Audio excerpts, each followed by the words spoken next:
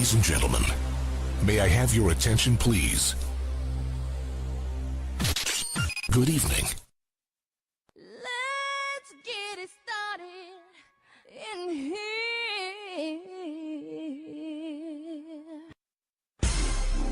Welcome home. You're listening to the best non-professional advice show on the planet, on your home for overnight low-back session.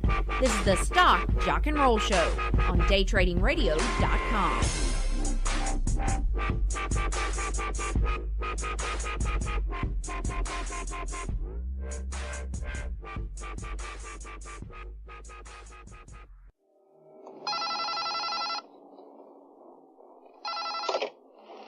Yeah. Money never sleeps, pal.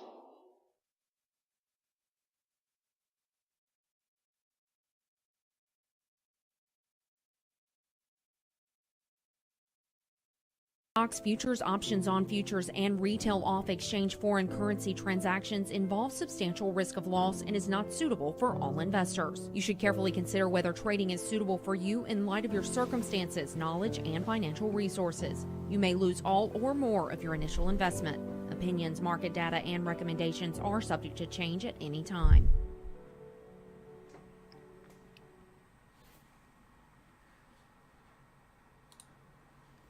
And good evening, everybody. This is Charlie. It is 9 p.m. Eastern Time. This is the Stock, Jock, and Roll Show. Coming to you. Good evening. Hoover, good evening. Jimbo, good evening. See you guys in the chat room.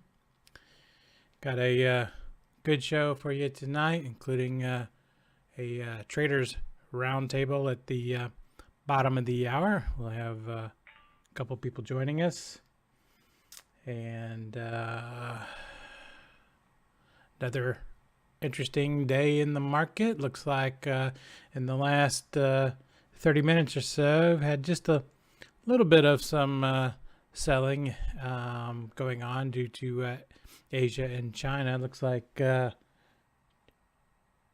Japan had an earthquake magnitude 5.3 centered near Fukushima.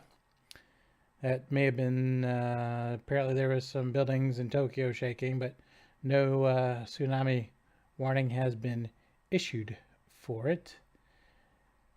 There's some Japan news that came out earlier that was not great, but the China manufacturing flash PMI came out about 15 minutes ago. It missed and slides to 6-month lows.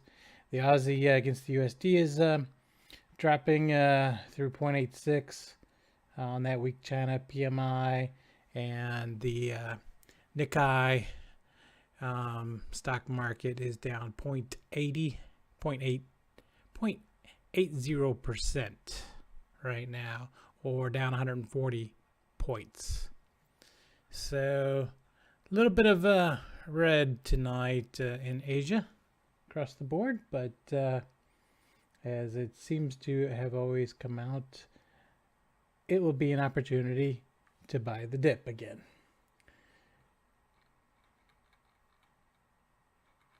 Let me see. Let's see. Some of the things we're going to talk about tonight after the Traders Roundtable. We will look at some 10 reasons why traders lose money in the market. We're going to look at the results so far of my NQ and TF system this week. After today, both my NQ and TF system went positive for the month. So I don't know if you were around 2 weeks ago on that Wednesday, I think it was the 5th of November, I had a $600 loss day on one of my trades, and set me back quite a bit for the month to get started, and called back, and the system has got itself green right now. Still got some, still another week and a half or two here left in the market, so it can always go back red, but my hope is that it stays in the green. And next week is Thanksgiving. next Thursday. So there will be no Stock Jock and Roll show next Wednesday night, as a lot of us will be traveling for the holidays. So no Stock Jock and Roll show next Wednesday night. Let's see if we can dial up Jeff here. Bring him on.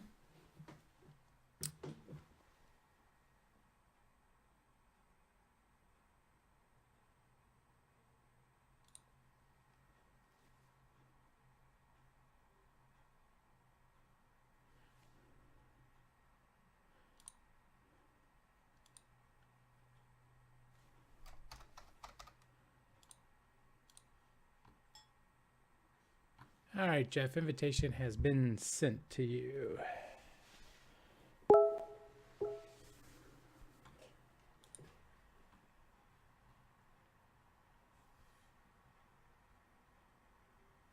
So, Hoover, I had to unmute one of my mics here. Were you able to hear my little intro talking about Asia?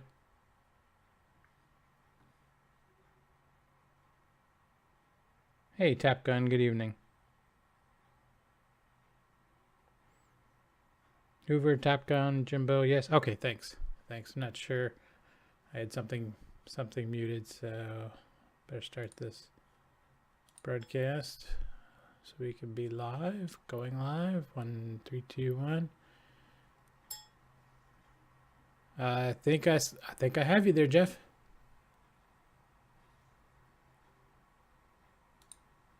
Keep the ES up over here to the right, since I had a little bit of sell. Let's see if we can return to the theme of the PMI manufacturing up here around 20, 45, 75.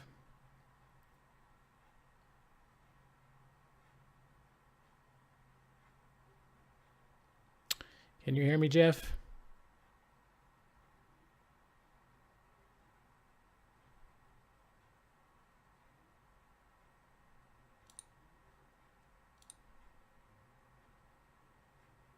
Let me switch. Can you hear me, Jeff?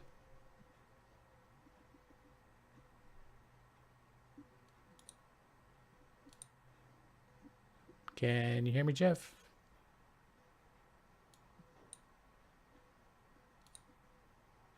I can hear you now. I can. All right. For certain.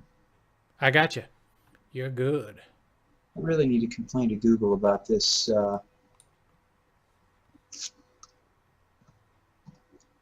Having to redo these settings in the Hangout window every week. Yeah, you know, I'm actually having to put mine in too, so forgot. There we go. Yeah, it's not the end of the world. So we're going to have a traders roundtable tonight. We'll have my buddy in Dallas here joining us. Am I still with you? Yep, I got you. The one and only Blue Horseshoe, and Roxanne from Seem good to old. have lost my audio. I hear you, Jeff.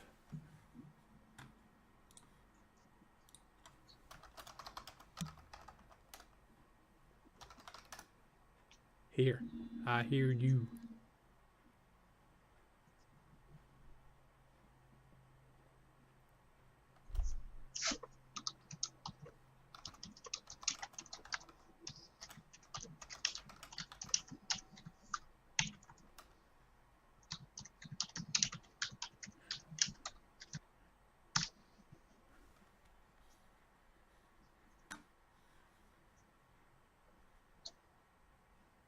Always fun to start out with wonderful technical issues at the start of a show.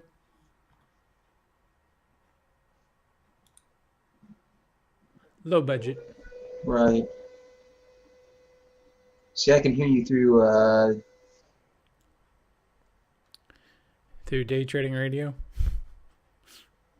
through the DTR site. Well, I can hear What? you. You want me to just, why don't I close it and call you back? Yeah, Lord, stupid computers. Let me just try close. Try something.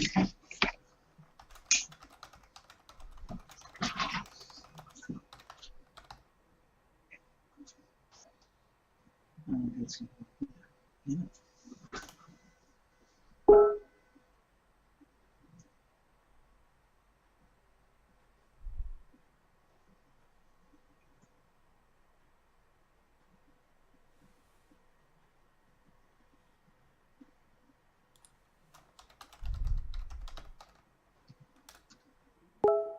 Looks like I just got a note from Blue Horseshoe. He'll be running a few minutes late. He's leaving the gym. He may need additional 10 minutes. So, all right. So Jeff said, let me close this down and close this and start over.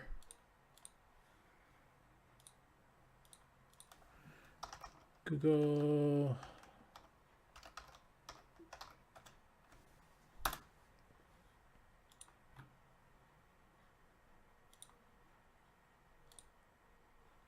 If there's anybody in the chat room that would like to join the Traders Roundtable this evening at a little after bottom of the hour here, you are welcome to call in and we'll get you on the roundtable discussion. And we are going to pretty much just chat about markets and life and Thanksgiving and how's our trading going. So no pressure or anything, but if you'd like to join us. All right, I've got it restarted here.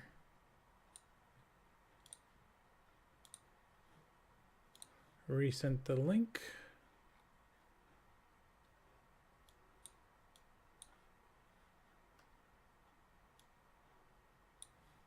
Let me let Jeff know I resent it.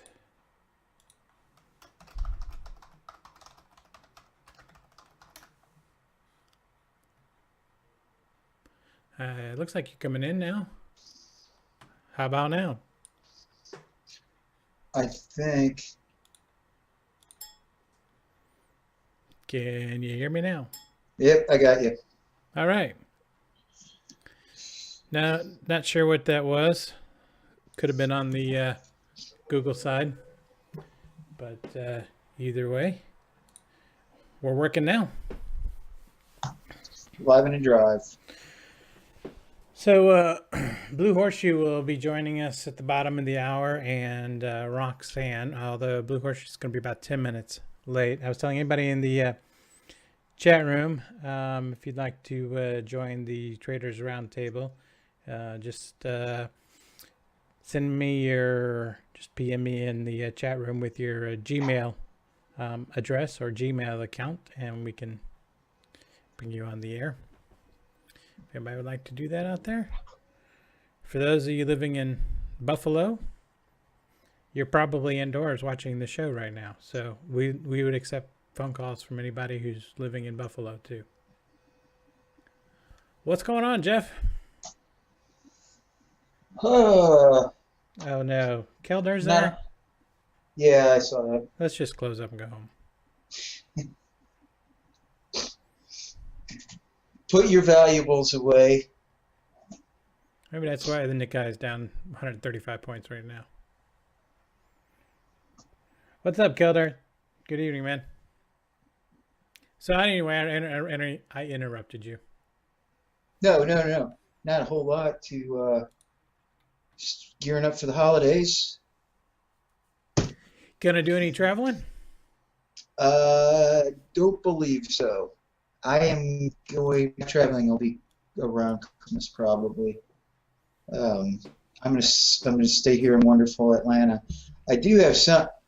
I'm telling you, I don't know how many times I've said it on the show before, but it bears repeating again.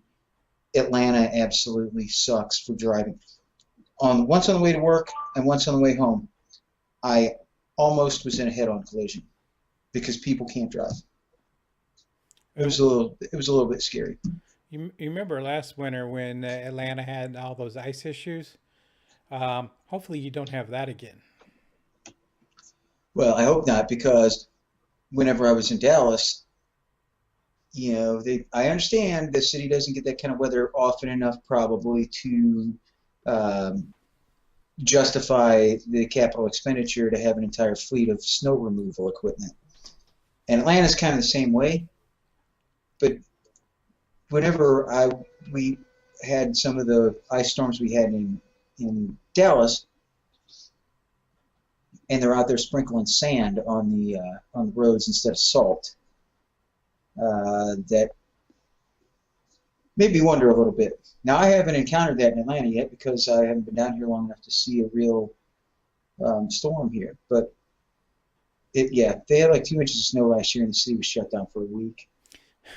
Yeah, well, I was in St. Louis last weekend, and we had some snow. Here's the picture of some snow in St. Louis. So you at least been able to avoid the snow so far in your winter. Now, my wife was with me last week in St. Louis, and we drove around the entire. Well, see, I arrived on Saturday morning. It started snowing about 20 minutes after I got off the plane. It didn't stop snowing till I got on the plane Sunday night. We drove around the entire time. Roads are in pretty good condition. And my wife is just kind of floored because she's from the South, like Atlanta. And she's like, well, you guys drive around here like it's nothing going on. And I said, there's a salt truck right there. I said, Dallas doesn't have one of those. Right. She was just kind of like amazed how we get around. And so long as, St. Louis gets, 2 to 3 inch snowfall, it's not a big deal. If you get a foot of snow, it's a big deal. But, if you get Buffalo, matter of fact, Buffalo's got like 6 feet of snow. Do they just call off school for the rest of the winter? How do you even deal with that? I don't know. I saw something. You'll get a kick out of this. The news on earlier, and they were doing a piece on the storm up there. And boy, it's amazing. I don't see how I agree. I don't see how you deal with that. But there was a guy who had the snow was piled 3/4 of the way up his front door and his windows and stuff. Yeah, I've seen a lot of those pictures like that. Right, but he went upstairs and he had a drone. And he sent his drone out the window and was flying it around and doing aerial photography with it. Was this posted on YouTube? It may be. I just saw it on the news. I haven't had the news on, and they were talking about all the. I don't even see how do you even get that much snow that fast? I don't know. I put a picture up of a guy who got out and shoveled his driveway to the street, and it's freaking amazing because all you see is his drive, and he's basically buried in it. I mean, it's like how do you even shovel that? So how do you even shovel that? Especially, he's the only one out there. It looks like. I'm putting in YouTube Buffalo snow drone. See if we get a hit on something. One day ago, from Seneca, New York, 4K aerial drone footage of West Seneca. That could have been where it was at. Is Seneca near Buffalo? I'm guessing so. I would imagine it probably is. Let's see here. We'll get this popped out. See if the pop out work. I don't think it's the same person because this guy is opening up his. He's opening up his garage door. And it shows his. Shows the snow about 3 feet in the garage door, but he's getting ready to release a drone. It looks like. Maybe I should get my drone out tonight and see if I can get it off the ground. I know I can get it off the ground. I just can't fly the dang thing. Oh, okay. So he just sent it out. I'm just watching the video here. He sent it out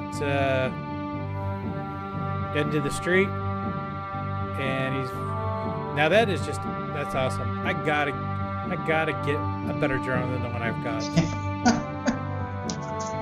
That is just freaking awesome. You know how we're just aviation geeks, Jeff? Oh, yeah. It's just, nuts.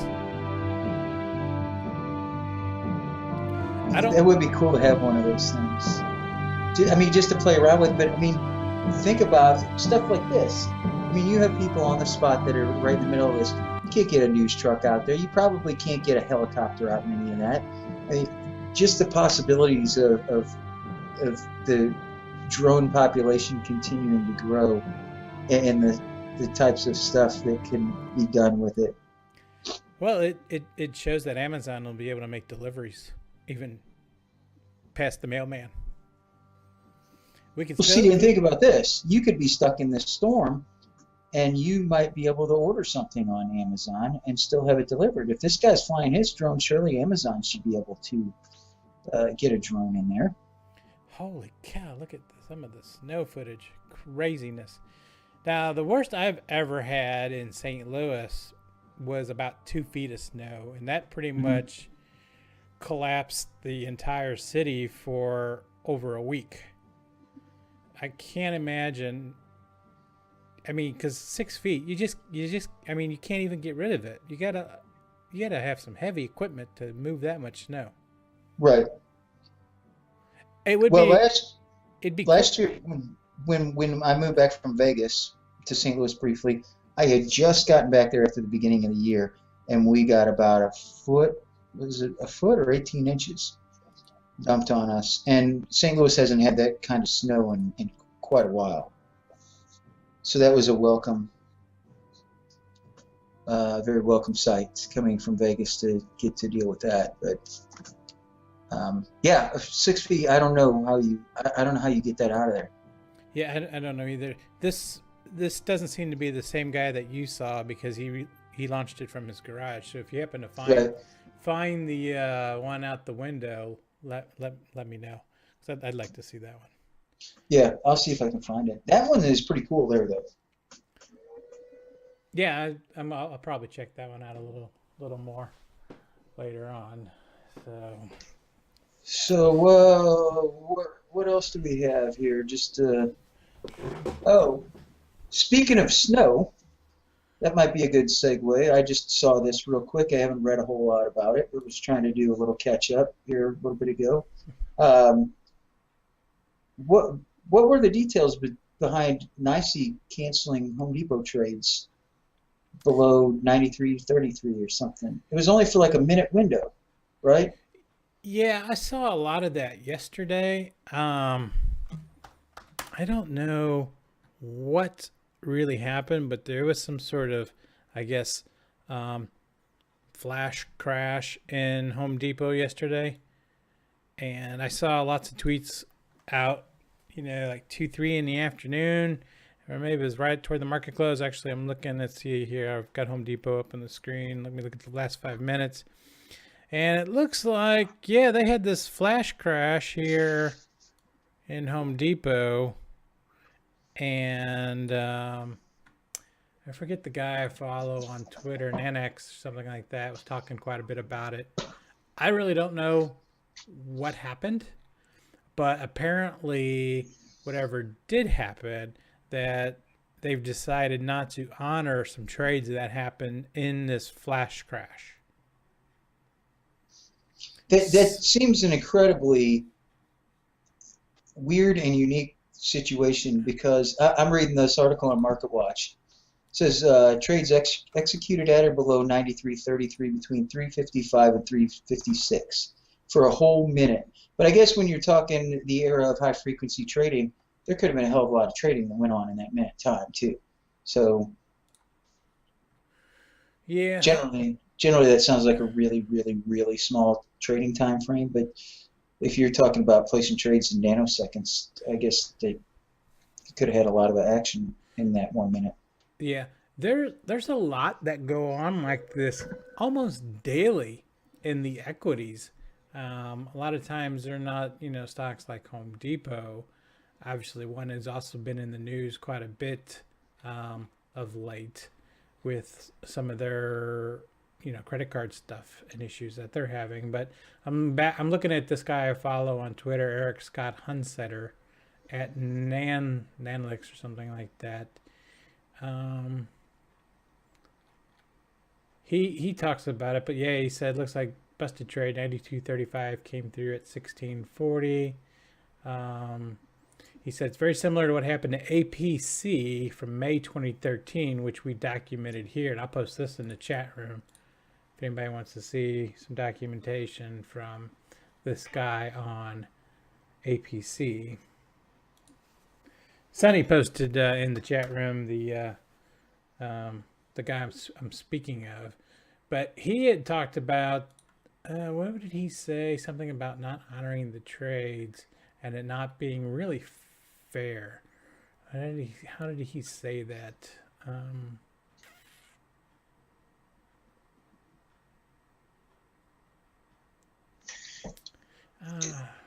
I can't remember exactly what he said, but this guy's a good follow on Twitter because he looks for this stuff every day and basically tries to give attention to the SEC to be looking at this stuff, and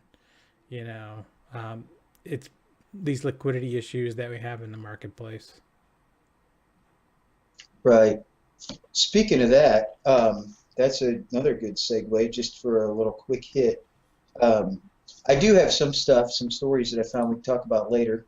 I don't know if we want to get into them right now. Definitely one that you might be interested in.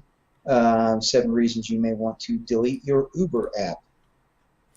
I saw something in the news about that, about Uber and tracking people or something, and even some battle between them and Lyft going on. Well, and the CEO apparently made a comment. There were comments made. I'll have to pull this article up here maybe a little bit later, but I guess he made a comment about journalists and that they were targeting journalists now that were giving Uber negative reviews. And yeah, it's on Market Watch. There's some good stories up there. But the one, speaking of failing to honor, when you were talking about the Home Depot trades, did you see the Walmart story about the PlayStation 4? No, I did not. Do we have people standing in line for it or something now for Black Friday? Well, if they were, they're not now. Okay. What was happening is because Walmart has their guaranteed price match, right? Yeah. And so what the Uber app, Sonny, it's the one where you can call and have normal people that are signed up to be drivers for it. It's in lieu of the taxi cab. Yeah, thing. if you've got Uber in your town, use them. Don't use a taxi. It works great in Dallas. Right. So the Walmart thing, right, they have this policy where they will honor or match any price that's undercutting them, right? Right. So apparently what was happening was somebody developed a scam to where they were posting fake ads on Amazon and other places and somehow doctoring receipts.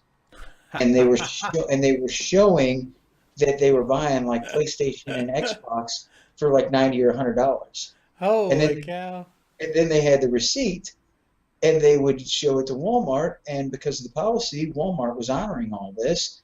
And I don't know if they didn't catch on to the scam. I'm starting to look at that. I don't think it's taken me very long to try and figure out, wait a minute, something fishy's going on here.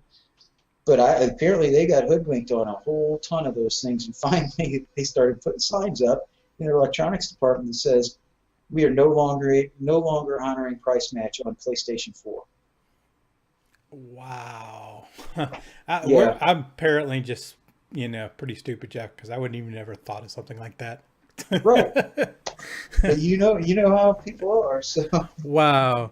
Yeah, I don't know what kind of haircut they took on that, or how many of those things got sold, but yeah, it took them a little while to catch on. But well, I know Walmart stock has been doing okay. Matter of fact, I was looking at it a couple of days ago, and actually looks very interesting from a very long-term perspective. But, Amazon, and I can't remember if we talked about this last week or not. I don't remember. But, Amazon back in the day used to have a really good super advantage over both price and over tax, because everything used to be tax-free on Amazon too. So if you bought a $500 or $1,000 PC or TV or something, you saved, an additional $120, $130 on tax. And then the tax law changed and they had to start charging tax in states that they had a building. So like here in Texas, I have to pay tax now.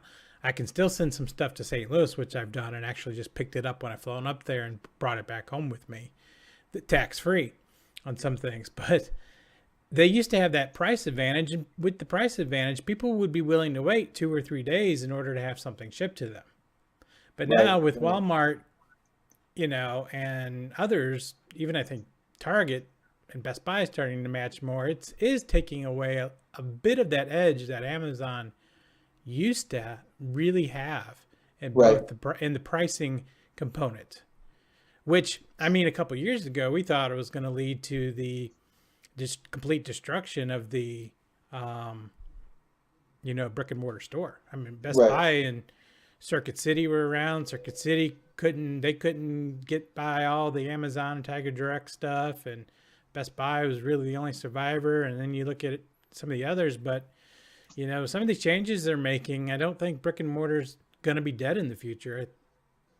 I mean, there's still people that want to just buy it and simplify it and send it to their door. Well, and I think we talked about this on the show maybe a little while back too. 2 things. Some people are like me, where depending on what I want to order, I'll order it online and no big deal. But in general, whenever I order some of that kind of stuff, I'm that guy that, you know what, I don't want to wait 2 weeks to have it shipped. I'll just get in the car and drive down to Best Buy.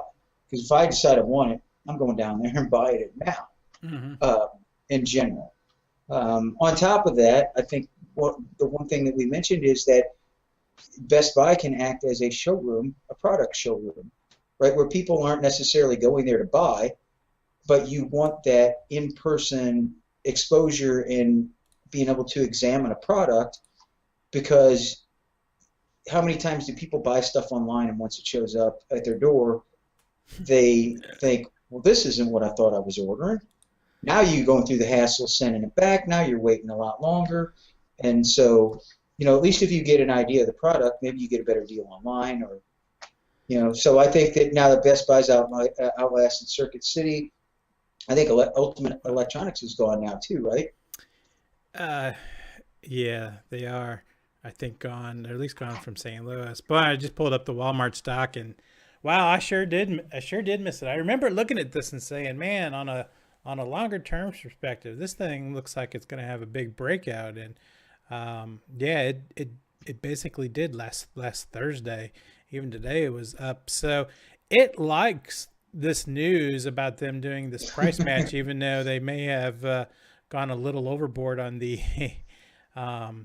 but I remember exactly, this is what I was looking at. This is a weekly chart, and I was like, man, this thing just looks like it wants to go. Not typically my stock that I like to trade, but it's kind of, a low beta dividend stock. But for those that were in it, well, Merry Christmas to you. Right. Yeah. And the changes that Walmart made. Now let's see if Amazon has, Amazon has been in a little bit of a pullback in 2014 in this weekly chart, giving up, some of those. Well, I guess you can say that their competitive advantage has slipped some. Now, it does look like on a daily chart here, Amazon may be trying to break a little bit of a downtrend that started back in the summer. And so it may get going, and maybe it'll have a nice little retail rally with the Santa Claus here. So you may watch Amazon. Probably too late to chase Walmart here. But if Walmart pulls back toward that breakout, it may be worth checking out. Hey, I need to give little Roxanne let me send her an invite to bring her on the show. Perfect. You think the Walmart scheme was genius? I've got one more quick story that I'll throw out there, Charlie, because this is how we pick a lot of our stocks, through stories in the news. This has to do with T-Mobile, right? Yep. So, lady's husband passes away, right? Unfortunately. Always a sad story when that happens. You have to deal with that and the grief and loss and sorrow. They were T-Mobile customers, right? The lady called to cancel a cell phone account. She told T-Mobile, my husband is now deceased. I need to cancel this. They tried to hold her to her contract, even though her husband's passed away, right? Mm-hmm. Okay, so what does this lady do? This is kind of weird and kind of genius. Apparently her husband was cremated as opposed to being buried. She takes the urn with his ashes and shows up in the T-Mobile store to get the contract canceled.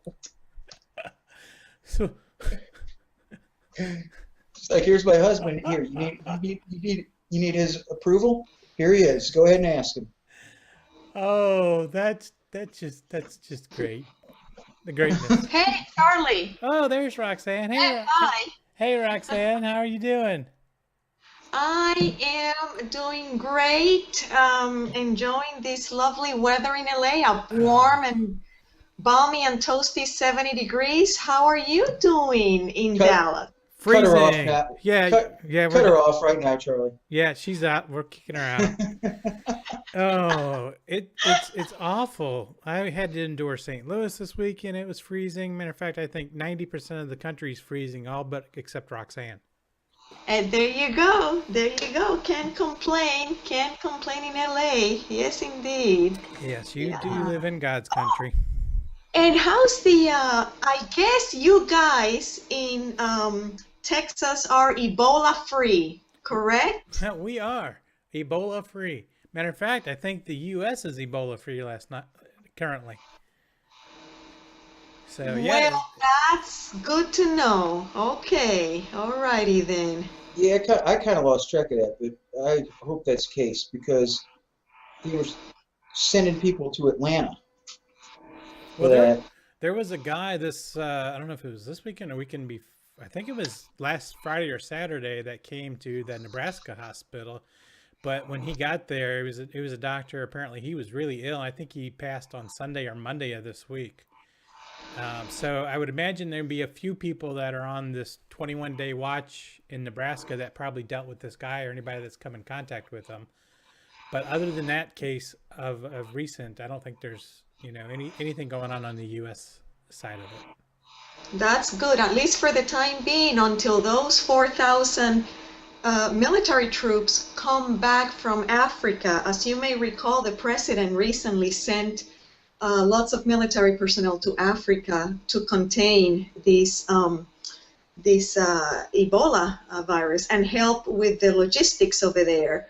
And recently in California, I don't know how many other states have applied the same rule, but California implemented the 21-day quarantine rule. So any California residents going there and exposed to the virus coming back, they have to remain 21 days in quarantine, which is a great thing, Yeah, I think that's a good idea. Yeah, we don't need something like that. Yeah, there were a lot of Ebola, stocks, biotech stocks that were in play over that whole mess, where a lot of people certainly made quite a bit of money. I don't know how they've performed lately, but I think I can't remember. The TKMR was one of them. Techmira Pharmaceutical, Canadian company, and there was like about 5 or 6 who benefited from them, and then there were like the airlines and the cruises that, with the Ebola news, got hit hard, but they've all since recovered off the Ebola news too. So everything is kind of status quo at the moment and back to normal. Back to normal. Well, good to hear. Good to hear about that. And I meant to ask you, Charlie, when are you actually receiving the Elio car that you had reserved? It is supposed to start manufacturing, being built next September 2015 in Shreveport. And I'm like number 13,000 in line that I reserved it. So I don't think I'll probably get it to maybe the end of the year, if not January, February of 2016. So I'm a year away before I even see that vehicle. Oh gosh. Okay. Yeah. Huh. Yeah, I'm a year away. I sold my Porsche about a month ago or so, maybe a little longer than that, and so that I is bet that that was that's painful.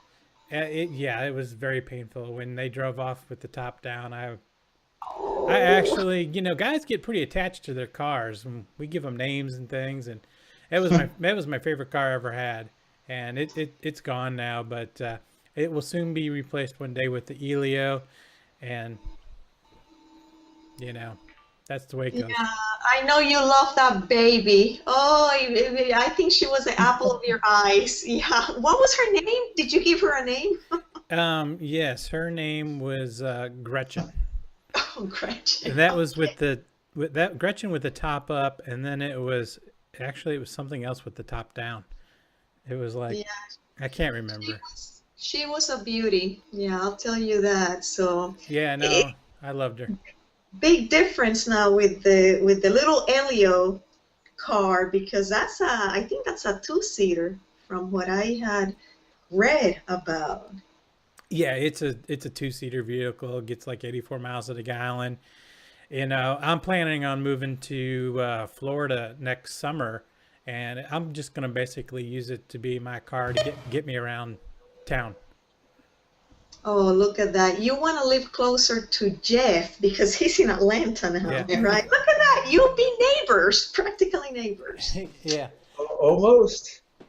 I I have a just a Ninja Trader chart up here of the ES futures that's trading right now. I know Jeff and Roxanne, you can't see that, but I just wanted to point a feature out of Ninja Trader. I've got some automation that's built in here that Ninja Trader builds this automatic trend line and break of this trend line, and notes out an arrow and gave me a signal for it alerts. So just wanted to remind everybody, Ninja Trader is our preferred product to trade futures with. So just wanted to show that little feature that just happened in the last couple minutes here.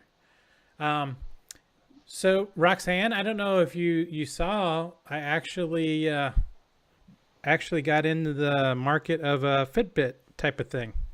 Mm-hmm. I got the let me put it up here on the screen. See if I got the Garmin Vivo Smart about a month ago, and I absolutely love it. Whoa. Well, tell me more about it. It looks Yeah. pretty stylish. Yeah, I'll take it off and put it in front of the camera here. But it just came out from Garmin about 2 months ago, and Best Buy had them. Was the only place you could get them until the 1st of October. Now you can get them just about anywhere for Christmas. But it's a combination of what I think you use the Nike. Which one do you use? Correct. Yes, I use the Nike band. The Nike Band. So it's like the Nike Band where I have, everything tied through Garmin and GPS, and you get your steps, and it connects to your MyFitnessPal, so you can put all your calories, everything like into MyFitnessPal, and picks up, and the calories transfer from your workouts from this to your Garmin app, and then it's also got a little bit of a smartwatch features built into it. I can get any text that will come through to my smart band. Any notifications that I have set up, like Facebook or something, that will come through, will come to the smartwatch. And so anyway, it's my first, I guess, call it smartwatch, but it's kind of a fitness band / smartwatch, and I love it. Absolutely love it. That's interesting. And you mentioned that it also keeps tracks of calories burned. Your how long have you been exercising for? It keeps time. Yeah, it keeps time. Basically, I think it does it based on your movement or activity. And Okay. it's probably just something that's programmed to the weight that you put in the app. This is your weight. So based on the movement or activity, it's got, those little, those, I don't know, like gyro something stuff in here. So it knows what you move, and it tells you your map. On your wrist. Right. You Right. Like you can set it up to go for a walk or, a jog, and it'll tell you how many steps you took, how many miles you ran. Yeah. And it will all sync when it's done to your Garmin app that you have either on your desktop or your phone. And if you use, MyFitnessPal or something and run through there, or use your, what is the food app?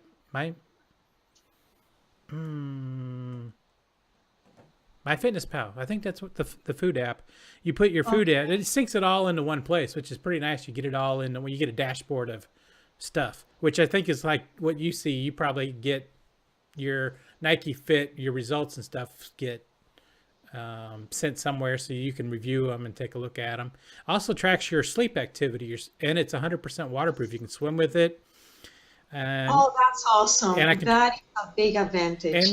And I can control my phone through it as too. So if I got music playing while I'm out, I can turn up the sound. I can change the song through it. It's kind of convenient. Matter of fact, even when I was driving, I could see I got a text from somebody, and I didn't have to pull up my phone. I could just see it on my wrist and see who it was.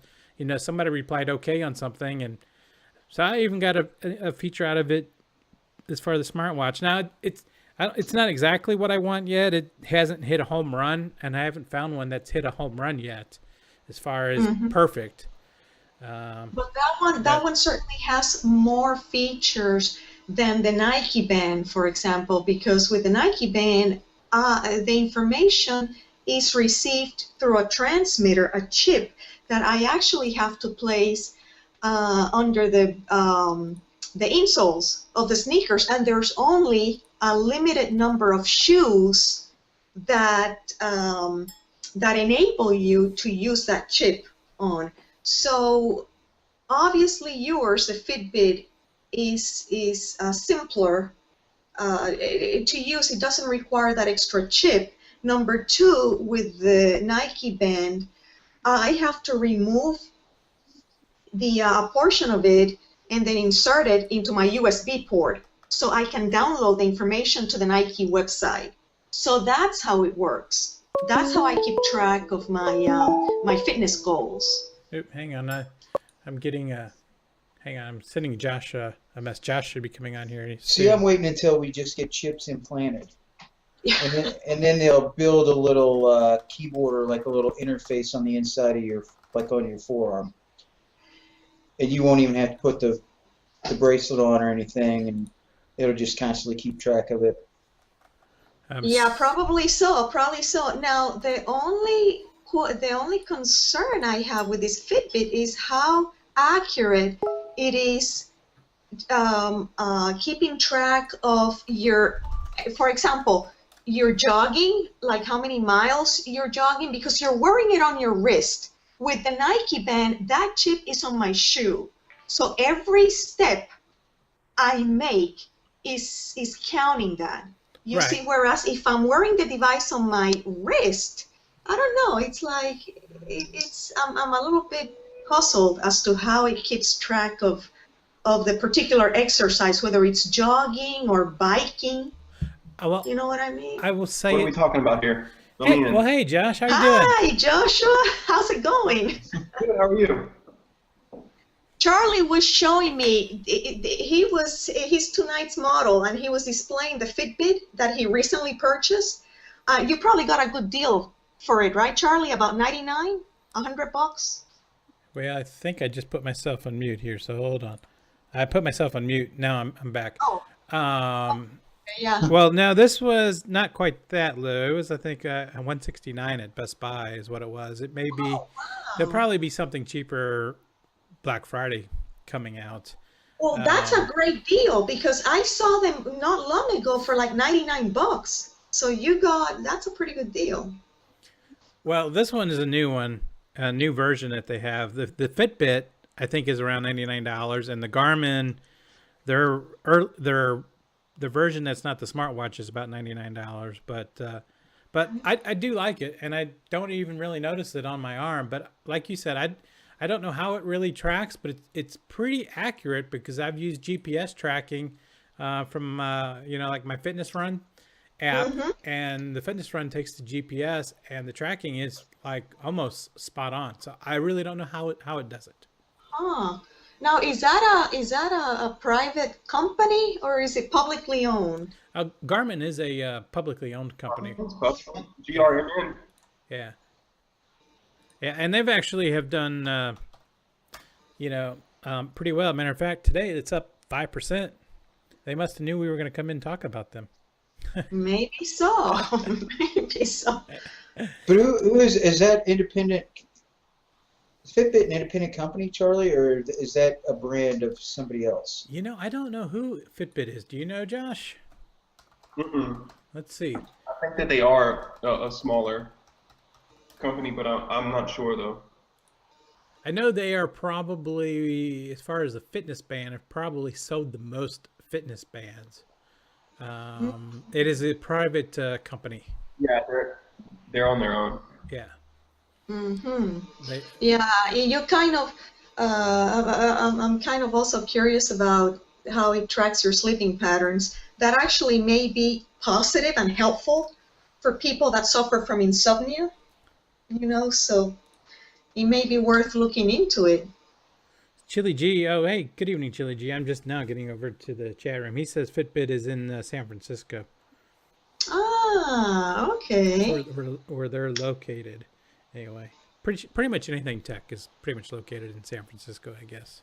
Around San Fran, yeah, or Palo Alto. Yeah. Yes, indeed. Yes. And Ah. and Josh, Josh and I got together last week, and Josh gave me this book to read. This is my reading for Thanksgiving, Building Winning Trading Systems. And so thanks, Josh, for getting me your book, and appreciate you lending that out to me. Have you looked at it yet? I have begun to peek through it, picking out a few things from it, but I'm going to take it with me. I leave Saturday to Florida, and I'm gone all next week for Thanksgiving, so I'm going to take it with me, and hopefully I can get through it all next week. Okay. When it says systems, I'm curious. What kind of do they specialize in? Like, is it futures or small caps? What? Well, the systems that this book is referring to, it is building systems in a trading software platform called TradeStation. Ah, okay. Which you can trade futures or stocks or forex. You can trade anything. They are basically like TD Ameritrade. It has Thinkorswim, and you can put money in TD Ameritrade and use the Thinkorswim platform. Well, TradeStation is like that. You can put money in TradeStation and use their platform for trading, and they have some of the best automated type of trading systems that you can build. And so this book is talking about some of the language behind the building those trading systems. It's more, Roxanne, it's more trading on like the coding side. Ah, I see. Okay. And Charlie's pretty good at that stuff. I was never really into that. I bought the book just out of kind of curiosity, and then I wound up reopening an account. I had been with TradeStation for a good while, and I wound up going to IB instead. So I didn't have much use for the book, so passed it on. And it's a big book, and it wasn't cheap either. So I figured, let a good friend get some use out of it. Yeah. Okay, I see. Yeah, I started. I moved an IRA account to TradeStation. TradeStation is a kind of a backup account for me from NinjaTrader, which is where I do, where Jeff has actually done most of the programming for one of the bond bots that we have running. And so TradeStation is kind of a backup for an IRA account, and I'm actually going to try to program the account that we have in NinjaTrader in this one and start. So when I build new accounts, I build it in one, and then I try to move it off to an IRA account over in TradeStation is the thought or process behind it. It's kind of a backup account. But I'm just learning the code for TradeStation. It's probably going to take me a while, and I can't give it to Jeff because Jeff's learning all the code for NinjaTrader, so I can't. Oh boy. So he's taking the NinjaTrader side, and I'm trying to get backed up on TradeStation, but it's probably going to take me a year. And Chili G is the guy in the room who uses TradeStation, so I'm going to go to him when I have some questions. Okay. Huh. But Josh moved to Interactive Brokers, and so how's that working out for you, Josh? And how's I don't like their platform. I miss TradeStation's platform. TradeStation's platform is a lot better, way more intuitive. But I still find Interactive Brokers, their app, I hate it. I think it's terrible. I think they could learn something from TradeStation and the Thinkorswim app. Their app is just, I don't care for it at all. And their desktop is the same way. To me, it's just it's very messy. Has anybody in here used the Scottrade Elite platform? I'm just curious if you have anything positive or negative about it. I have never used it, so I can't comment it on. The only other thing I've used besides TOS, TradeStation, and NinjaTrader was Trade King when I originally first started to trade, because their commissions were like $4.95. I don't know if that's sort of like it. Is it a software program that you have, Roxanne, or is it a web-based program? I believe it is web-based, this Scottrade Elite, but it's got certain parameters that you can pick and choose, and the system itself will detect certain stocks that are spiking, again, based on the criteria that you select. So that's what I like about it, and it gives you trade ideas too. So it does help in choosing those stocks that are, about to, I guess, skyrocket, even for just a couple of hours. But I mean, it works for me. But I may try TradeStation. I hear lots of positive things about that platform. They're good. It's a good platform. I really liked they got that matrix feature. That's extremely helpful. I loved that. IB doesn't have that. Now you can get like NinjaTrader, or I was looking at another one, MultiCharts. You can link that to your IB account, and it seems like their charting is a whole lot better than what IB has to offer. I don't like their charting either. Yeah. I really wish TC2000 offered futures, because I'd be with them in a second. Oh wow, Josh, I love TC2000 for the stock side and their charting capabilities. I do too. Alerts is just fantastic. Now NinjaTrader, why I prefer NinjaTrader out of all of them is NinjaTrader I can have in one platform, and in there I have connected to it my TOS account with TD Ameritrade. I have it connected to Stage 5, my futures trader, and I have it connected to TradeStation as well. So from just one place, I can use NinjaTrader to get to all my accounts, and then I don't have to learn all the different software for each of the platforms. Right. Oh, that's very useful. Very cool. Yeah, that's really cool. Yeah, and that's a really great feature of NinjaTrader. So I'm not tied to just one broker. Where if you go with TradeStation, you're with TradeStation. If you go with Thinkorswim, TD Ameritrade, you're with them, or Scottrade. So that is the advantage you have if the NinjaTrader is a separate software package that you purchase, and it will connect to anything almost. And that's the benefit you get of that. But you can't go wrong with NinjaTrader. You can't go wrong with Thinkorswim. You can't go wrong with either one of those two platforms. Okay. I've thought about closing my account and moving over to Thinkorswim. I've really, really thought about that, and I'm probably going to do that in time. Yeah, and Thinkorswim has its advantages too. It's got great charting capabilities. I still have a Thinkorswim account, and I use it for breath charting. You know, the tick and the VIX, and a few breath charts I have still there. So I'd put that in the second tier after TradeStation and NinjaTrader, but it's a good platform. It's just a little bit more bandwidth hoggy. You got to have a really good PC for it. Oh, does it require at least like a Windows 7 or Windows 8?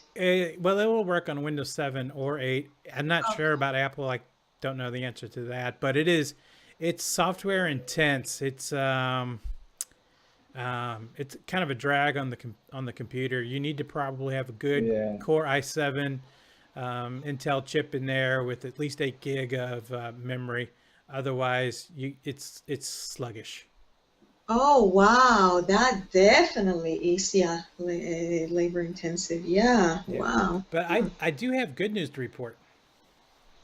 What's that? I have been accepted, and I'm in Robinhood, the free commissions. Oh my gosh, finally! Finally, last time we spoke, you were like, I don't know, way back there on the freaking line. So what? How is it? How is it? Inquiring minds want to know. Well, there's a caveat that I'm sure Charlie's about to tell you about.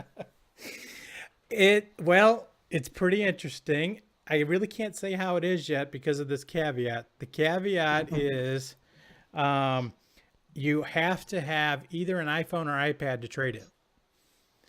Which iPhone or iPad? Well, I never trade with my iPhone. The screen is too small. I do have an iPad. With an iPad, it will work. I don't own either, so I funded the account this week, and I can't get to it because I don't have an iPhone or iPad. But that will all change next Friday. Next Friday being Black Friday. Oh, you're gonna get which one? The iPad is the Air, iPad Air? I'm going back and forth between the iPad Air 2 and the iPad Mini 3. Oh, Charlie, go with the iPad Air, please. The Mini, no. No. I love the iPad Mini. To be completely honest, I love that. I love that product. I've looked at both of them, and the iPad Air seems a little big for me, and the Mini is more travel compatible for me. If I want something big like that, I just pull out my laptop, pop it open where I need the big screen space. That's the same thing I say. I say that I'm on a MacBook Air right now. To me, that fills that space of just a normal iPad, and I can still do so much on here that I can't do on a normal iPad. But the iPad Mini it's kind of that middle, that middle product. What's screen size on that, Josh? I think it's 6.9, 7.2 or something like that, somewhere around that 7-inch range. Yeah, I think that's what the Galaxy Tab is too. It was brought out to compete with some of the like the Kindle products, and it's a great product. Like holding it in your hand, like it feels great. Yeah, but Charlie, do you think you are able to conduct trades on the Mini vs the iPad Air? Oh yeah, I've actually, Roxanne, made trades from the toilet on my smartphone. So I have. No, but you got a Galaxy Note though, so you got a real phone. Yeah. Yes, he does. Yeah. Yes, he does. That Galaxy has like a 5.5-inch screen. It's almost an iPad Mini. Now, it's not something I would want to trade on every day as my full-time trading platform. And they're building a desktop platform right now, Robinhood is, and they're building Android apps. But they're not available just yet. It probably will come, first or second quarter of next year as they let more people in to the brokerage. But for free commissions, what I'm going to do is in 2015, I'm just going to use it for a little swing stock account.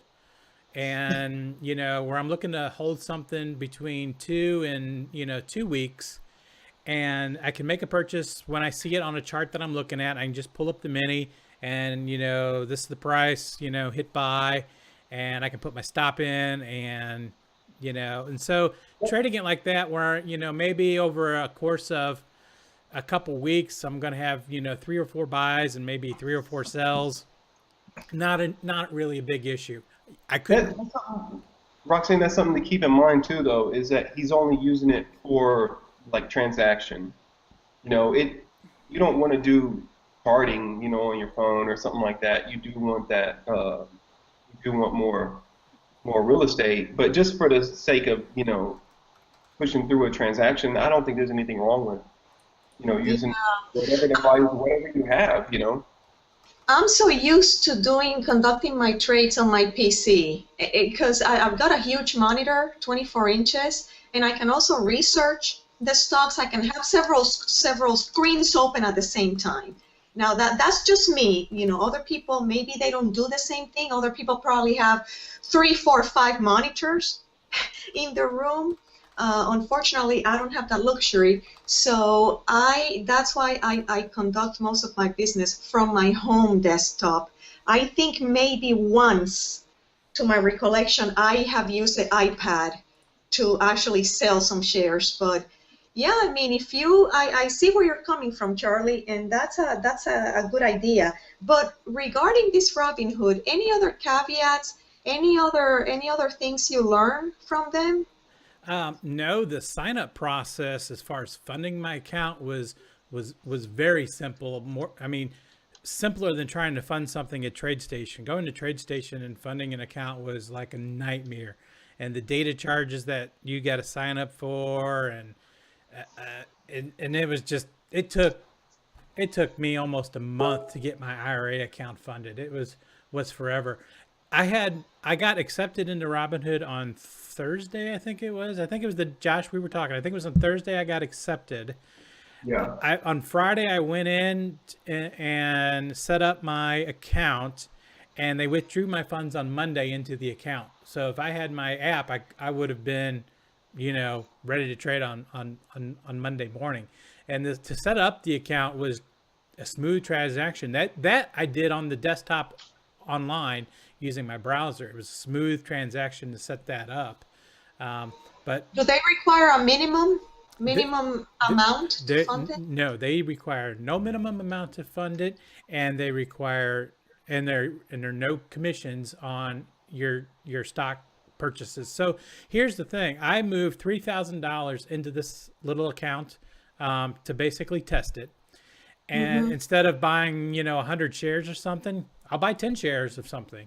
5 shares or something. If you're buying a small amount of stock, 5, 10 shares, and you're paying no commissions, I won't care, Exactly. Yeah. And I can build a little portfolio. And I think for what I'm going to do for 2015 is build like a little web page and show what the Robinhood account has done, since inception when I start this in January, and see, what can you take a $3,000 account to by the end of 2015? Can I take it to $2,500 by the end of 2015 or something?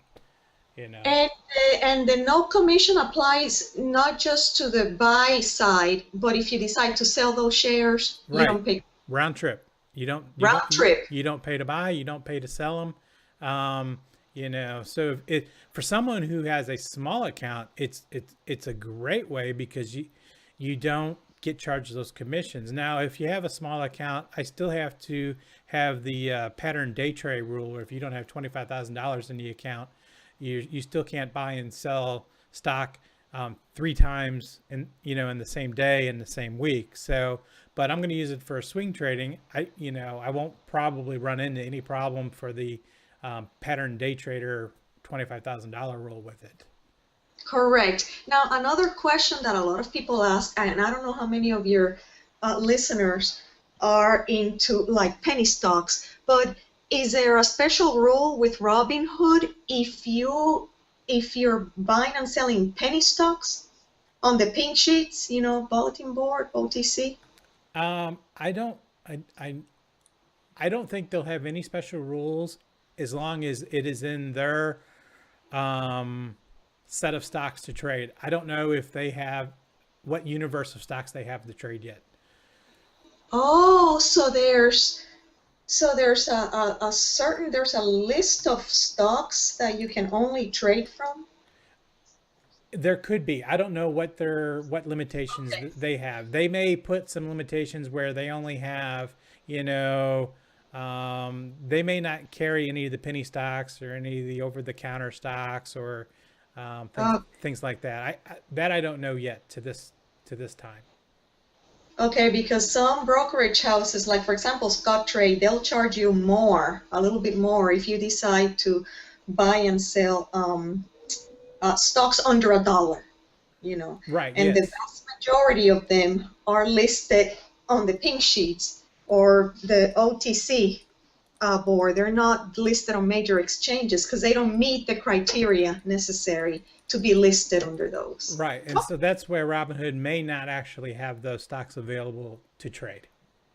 Okay. And I don't trade those stocks, so it won't make a difference to me.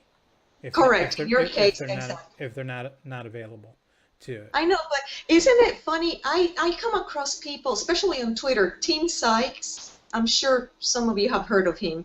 The penny stock guru that I think he sells a trading course, or he's got a trading academy, something like that. And yeah, I think you every mean. now and then, say again? I think you're referring to Tim Ripoff Sykes. I think is his name. Yes. And he's like, oh my God, the guy that made, like, I don't know, this vast fortune from buying and selling penny stocks since he was in high school, and apparently, I mean, he made it work. I'm not sure what his method was, because I, for one, I don't touch penny stock. For me, penny stocks are very You're talking about Tim Douchebag Sykes? Yes. Yes. Well, Josh just goes right out there and lays it out.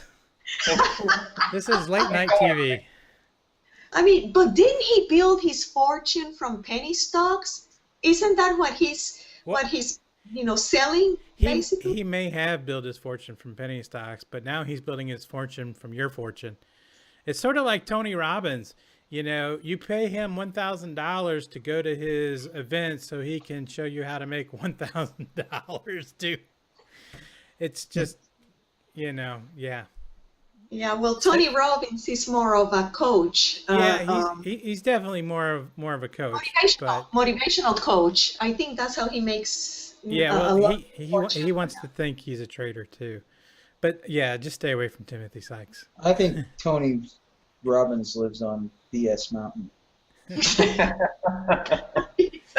He has good BS quotes. There's no doubt about that. He's got good BS motivational quotes, and he's probably a good coach. But I'm not sure about his trading. Well, go to MarketWatch right now. Tony Robbins tells you how to make money like a billionaire. He's got a new book out. A trading book or a motivational book? Yeah, well, I think both. It's a book. I was hearing a little bit about it, evidently, and there's a little bit that I would be interested in seeing, but I think he goes. It's a book comprised of interviews with a bunch of people really famous in the finance world. Evidently, he's got some interviews with some really great people. I think George Soros might have been one of them. John Paulson, guys like that. Some of the other market wizards. He goes around and had interviews with all those people. And it's a book comprised of those interviews.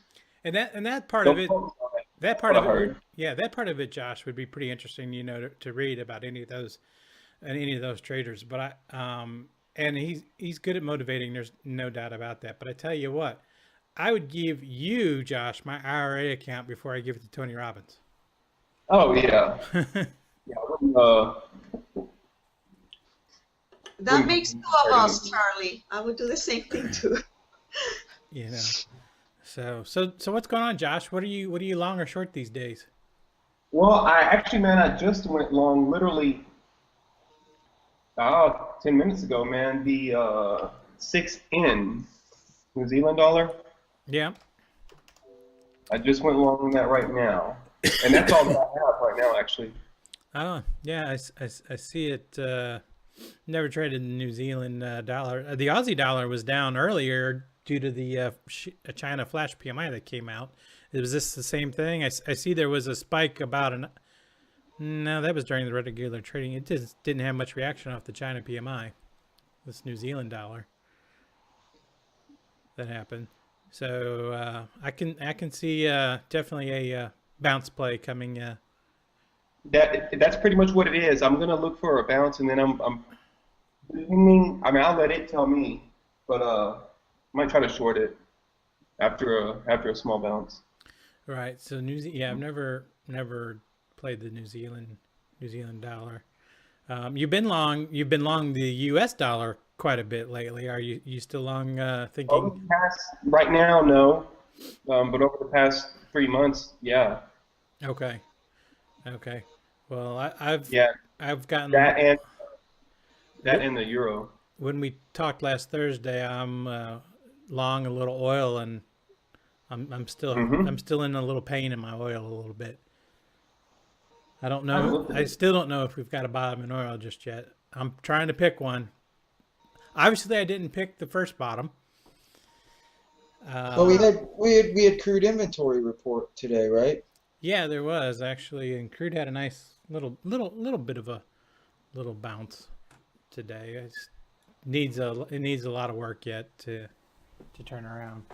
But if the U.S. dollar can take a breather and pull back some, that will help the oil out. But of course, most of us also like going to the gas station and paying $2.69 at the pump. What are you paying, Roxanne, at the pump out there in California these days? It's I think 309. Wow, that is cheap for you guys. Yeah, it is. It's cheap for us. That's right. I don't know how long it's gonna last, but as you know, California keeps on pushing for electric vehicle sales. So that's gonna be my next car. I'm just waiting to see who's it gonna be, because Tesla, famous Tesla, TSLA, they keep on pushing back the release of the Model X. Yeah. You know, the electric SUV that the doors open upwards. Yep. They've had 2 issues twice. Tesla has pushed back on the release date for that car, and really the only other contenders, the Nissan Leaf, which I'm not sure that's an SUV. No, it's not an SUV. It's a small little compact car.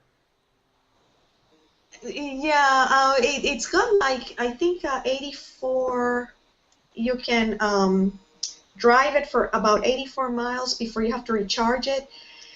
And the other contender would be the Kia Soul EV.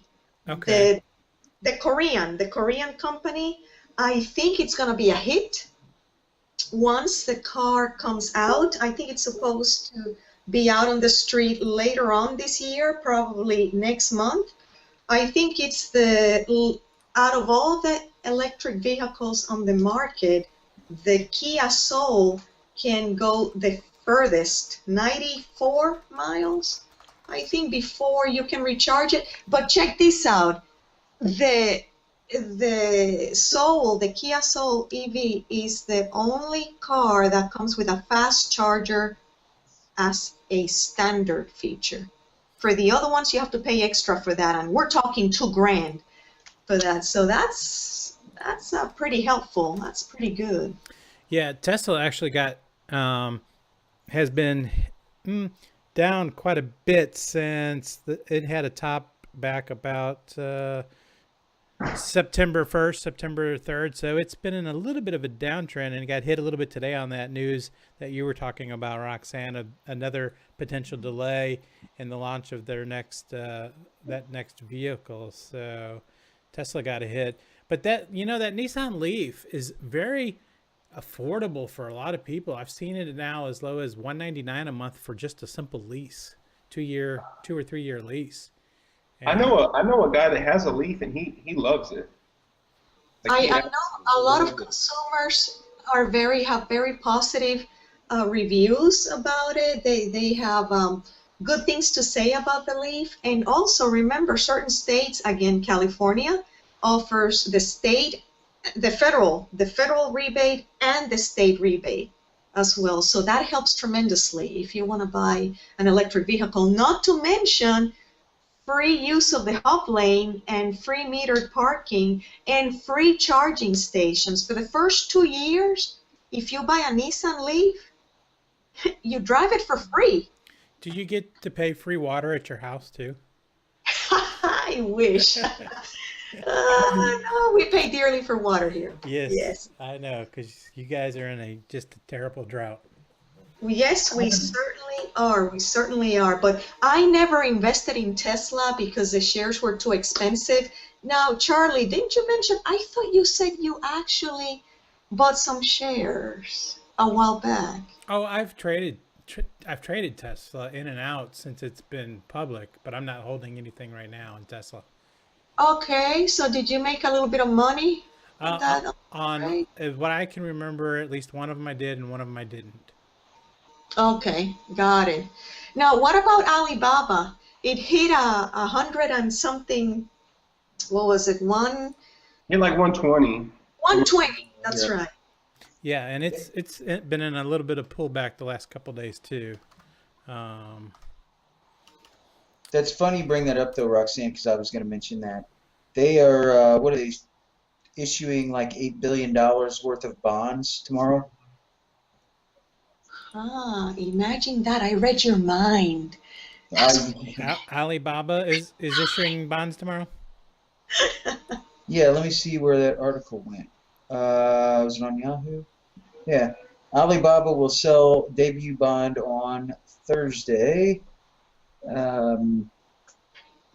A jumbo trade expected to be around $8 billion in size that comes just 2 months after the company's record IPO. Interesting.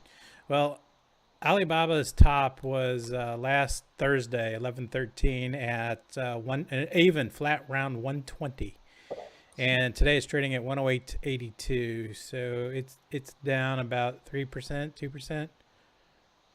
Yeah. Does anybody know why that pullback? Was there any like negative news? No, I mean I think it's just a pullback within this. Profit taken. It could be all kinds of things. Yeah. I have some of that in my kid's account. I mean, but I'm gonna hold it for forever. Yeah. You know, but I got some at like 89 or something like that. So, but I'm just gonna keep holding it. Okay, so you're going long on Alibaba. Okay. Yeah, like I said, I'm looking at 15 years from now. You know, so. Josh, were you able when the IPO came out? So you bought in at what, 90? Was it 89? 90 bucks? I got some at like, I bought twice. I got some, I think I have an average of around like 89 or something like that. Okay. Yeah. I was looking for more after the IPO. I was hoping for more of a pullback, more of a sell-off after the IPO. I was hoping that we would get something like we've seen in Facebook, you know, to where we had more of a move down after the IPO, and that just didn't happen. But if that happened, then I was gonna purchase a good amount, but it never happened. It just kind of a small move down, and then it just took off, you know. So. Yeah, exactly. No, Facebook had a major meltdown. It got down like to like 17 or something. 17, 18 bucks. 17, yeah. I seen something the other day about some of the fund managers that own Alibaba, and it's impressive. George Soros, Paulson. I think Soros owns like 4 million shares or something like that. But isn't that company? Don't they make like billions of dollars every year? They're supposed to be extremely profitable. You know, now they're a Chinese company or whatever, so you know, I don't know how much you trust in that, but they're supposed to be extremely profitable. I think that they're looking at their upside growth potential in BABA if they decide to work themselves into the U.S. Category. That's the other thing that I've always looked at. Like, they're not even. What if they really came over here? I mean, they could be a major force, against any Amazon, whatever, So their major competitors would be eBay and Amazon. Right. Yeah. Right. And matter of fact, I think I've heard eBay and PayPal are trying. Well, eBay owns PayPal, so I think they're actually even trying to split off PayPal because there's some fear that Alibaba may buy eBay, and so they don't want that. They don't want PayPal to be a part of that transaction. They'd like to have PayPal back to a standalone transaction. So, there's a lot of talk that they would buy Yahoo. I mean, they got the cash to purchase Yahoo. I mean, there's all kinds of things that they can do, especially with the amount of money that they have. So that's another thing to look at is growth through acquisitions. So Liquid, how much cash are we talking about? They have enough, you said, to actually purchase flat out eBay or Yahoo? That's big. oh yeah, they definitely have the cash to be able to do that. Yeah, they got a lot of money. They have a Yeah. lot. Yeah, but with either one of those, Yahoo or eBay, they could then make some inroads into the U.S. That is Okay. if you want to deal with the Alibaba. Yeah, shares were going way too high for me, so I passed on that one. Going back to I want to talk about this. Going back to the electric car thing, I'm really disappointed no one talked about the Chevy Volt. Do they still make it? I haven't. Yeah. Yes, they do, and actually, It came out. That was like the car of the year or in that class or whatever. I haven't bought gas in like 2 years because I have a company vehicle. So I mean, I don't pay for fuel. But if I did and I had to drive a personal vehicle, that's one of the things that I would look at because that's a really cool car. I recommend you look into the Green Car Reports. I believe that's the name of the website. They're also on Facebook. You can become a fan of them. Mhm. They had a fascinating article on the Chevy Volt, and actually the Chevy Volt for 2017, they're expecting to sell like over 50,000 of those. Mm-hmm. It's kind of hush-hush what they're planning to put into that vehicle. But mark my words, it's probably going to have mileage of probably over 100. I don't know if it can match what the Tesla vehicles can drive for, which is like over 200 miles before recharging. But yeah, the Chevy Volt is going to sell a lot of. The thing about the Volt is that, well, and I don't know what they want to do in future versions of it, but the Volts that they have now, they have a small gasoline engine. So if you do run out of electricity, you're covered. That engine kicks on, and you can drive for however long. And there's a lot of comfort in that.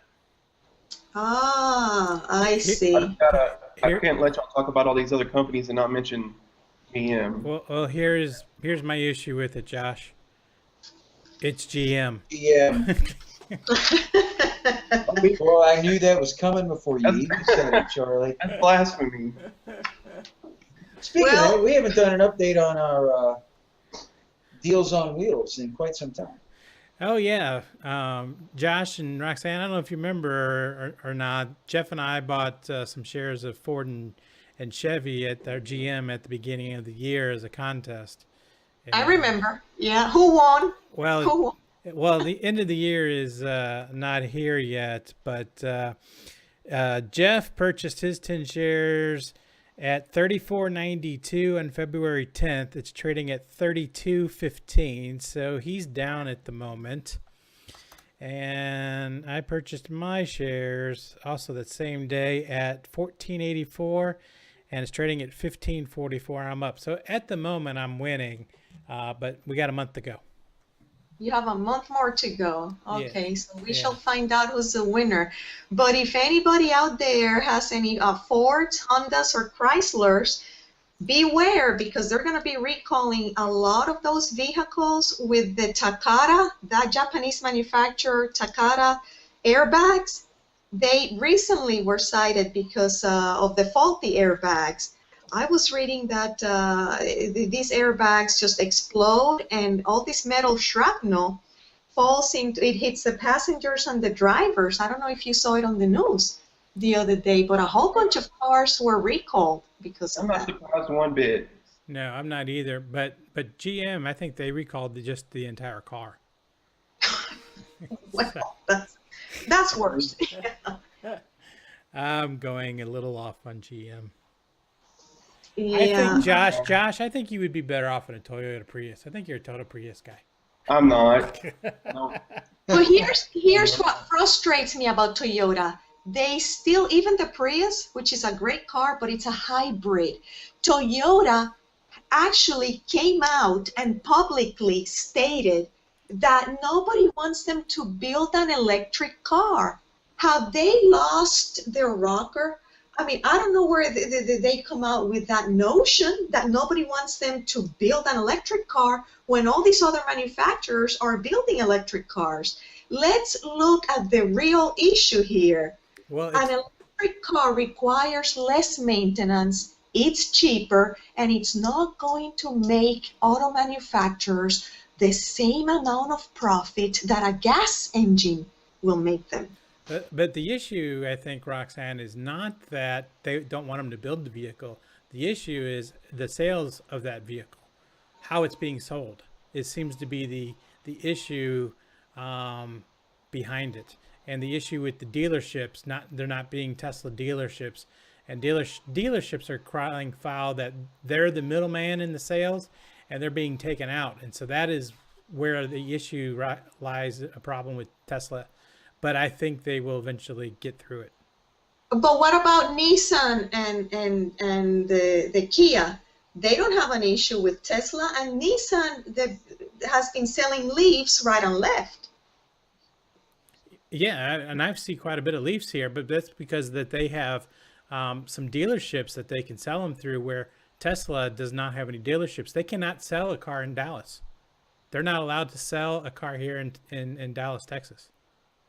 Correct, yes. But Nissan has dealerships, and they're allowed to sell their Leaf through it. So that's an issue that Tesla has to figure out and work through. But Toyota has dealerships nationwide. So for them to say out to the public, no, nobody wants us to build an electric car, I don't know. I don't buy it. I don't buy it. I think electric cars are the future. Fuel cell cars, I don't know. I'm iffy about that. Somebody, was it Honda? I think Honda came out with a fuel cell car that looked tremendous. The problem is only California has those stations, those fuel cell stations. And it's a concept that it's not as fully embraced as the electric cars. You see what I mean? It's not as viable. Right. Well, I think Toyota, I think their issue is they've put all their stock and money in hybrid and fell a little behind in the technology of the electric car. And that's where they're probably still trying to get on their feet with that. Exactly. I agree with Charlie, 100%. Yeah. They kind of got leapfrogged. You know, they went in this, you know, the hybrid thing, and then Tesla came out and just shocked everybody, and then just went all electric, and it's kind of like, holy cow. You know, I mean, the companies, they weren't even at that level to where that was even possible. Yeah, and I don't think they're hurting in terms of the company stock. You know, I don't recall seeing a major pullback on Toyota Motors. I don't think they're hurting. Their cars, like the Lexus brand, is still top notch, ranking one of the highest in customer satisfaction. But they really should start looking into building an electric car, you know, for the competition, because the Prius is great, but it's still a hybrid. And I have no desire of replacing my gas engine car with another gas engine, that's for sure. And there's a lot of other people that feel the same way. So, yeah, I think they're hurting themselves. I think Toyota is hurting themselves by. They will. I mean, it's just, other companies are just having to play catch up. But some of the technologies like fuel cell and hydrogen, I don't think that those will really catch on. It would be nice if something like natural gas would gain some traction, but I don't know if it will or not, but that would be really nice. It certainly would be quite nice, yeah. And I think it may be worth a look to look into those companies that sell the batteries for these cars, especially now that Elon Musk got this gigantic the battery factory in Nevada, right? Nevada won the contract to build these batteries. They're planning on building a whole bunch of them. Well, I think there's no question that if I had any car that I could choose between either gasoline or electric right now, I have a feeling, and it might probably be the same with you guys, I think we'd all probably pick a Tesla right now. I know I would. But you, of course, you chose a car that has excellent mileage, because an 8-gallon tank will take you 670 miles. I also chose a car that was $6,800 and not $68,000 after rebates and tax incentives. Correct, and I bet your insurance will be pretty low too. Probably will be. And I won't need it to go from very far. Well, it depends. Your regular coverage probably isn't going to be that high, because there's not a whole lot of that thing to fix if it gets wrecked. Yeah, you get like a dent in it, they just total it out and give you a new one. Right. But your health coverage, maybe, anything, medical related on there, since you're basically driving in almost nothing. I know. Well, have you ever owned a motorcycle? I don't know how insurance works on a motorcycle. It'd be a similar.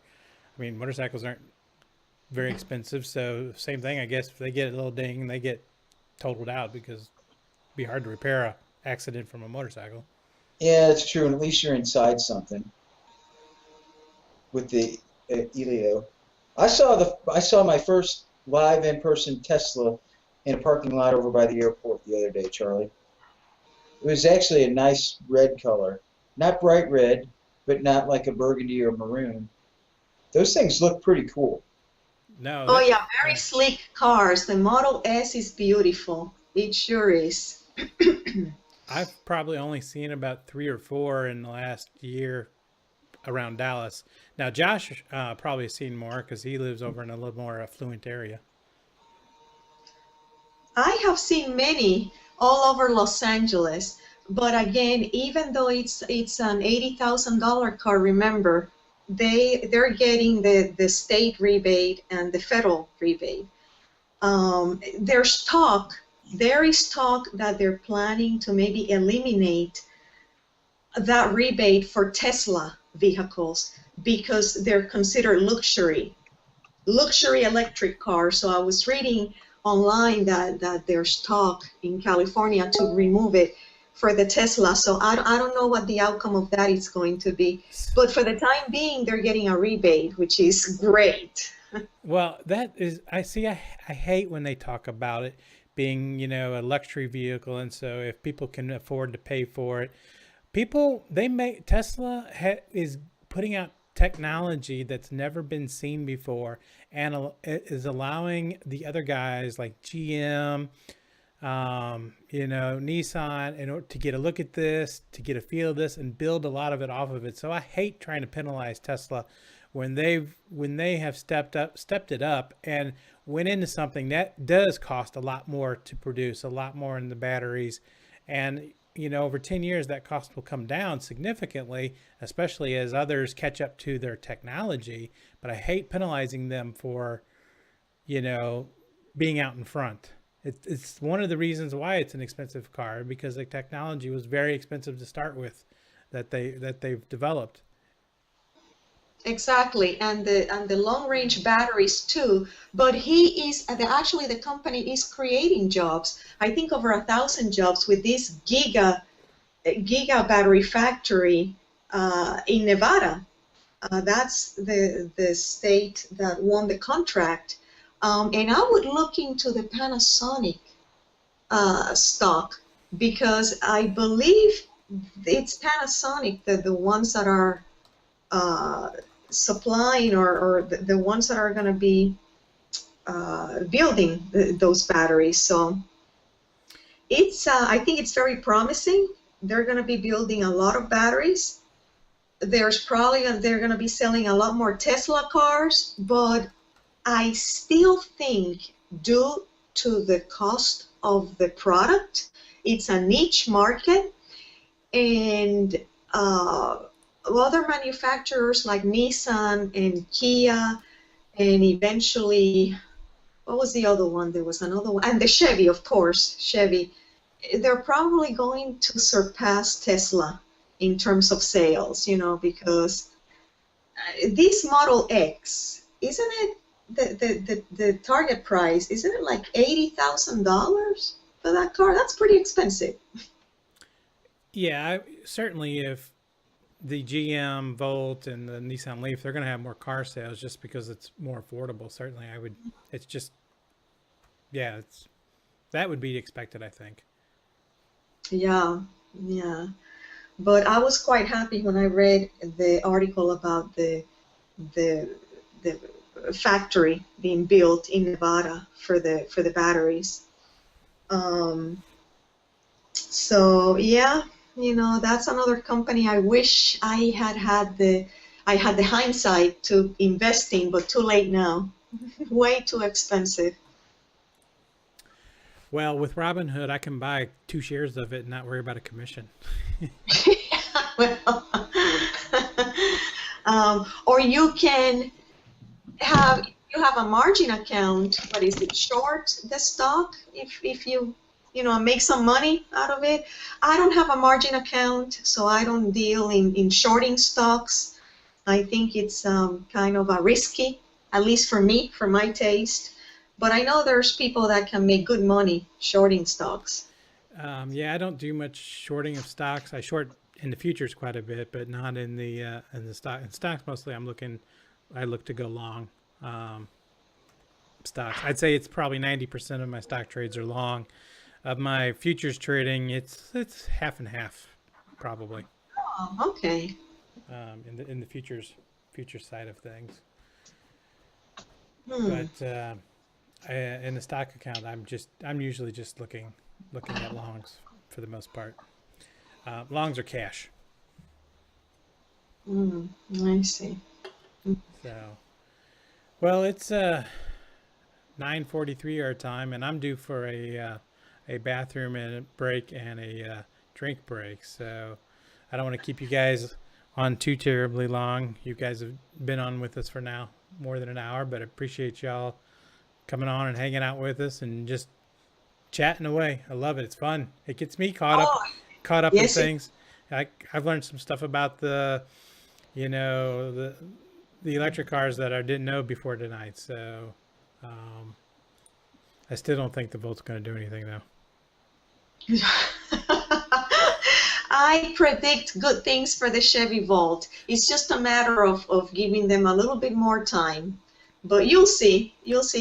I hear good things about it. The only thing personally I don't like about it is what Joshua mentioned. It's got a gas engine, right? So it's a hybrid. Bottom line, it's a hybrid, and I'm not too thrilled about it. Do you not like the gas engine more than you don't like to run out of electricity in the middle of the highway? Something like that? See, that's what I'm thinking. That's more like a fail-safe and kind of a safety net. That's the way that I look at it too. Is that it's there if you need it. Now you can literally drive that thing and never use the gas-powered engine. But if you need it, it's there. It doesn't just come on. You have to use all of the the power available. Okay, but the electric range is not that far as of today. It's like what, 80 miles, something like that, 70? I don't know. I know that it's not. I think it is around there. I know it's not like the Tesla, but I've read stories of people running out of power in Teslas. Hmm. That puts you in a bind. Yeah. Yeah. You're calling for a tow truck at that point. You run out of power, you're calling for a tow truck. And I've read plenty of stories about it. Well, can And a the tow thing with truck that have is- an extension cord to power? Well, see, I was going to say, the thing about that is, like now, if you have AAA or whatever, they can bring a couple gallons of gas out to get you to the gas station. You have an electric car, what are they going to do? You're getting towed, basically. You're getting towed all the way back to where you live. And what if you're on a trip or something like that? You know, I mean, that's costly. You really have to be careful.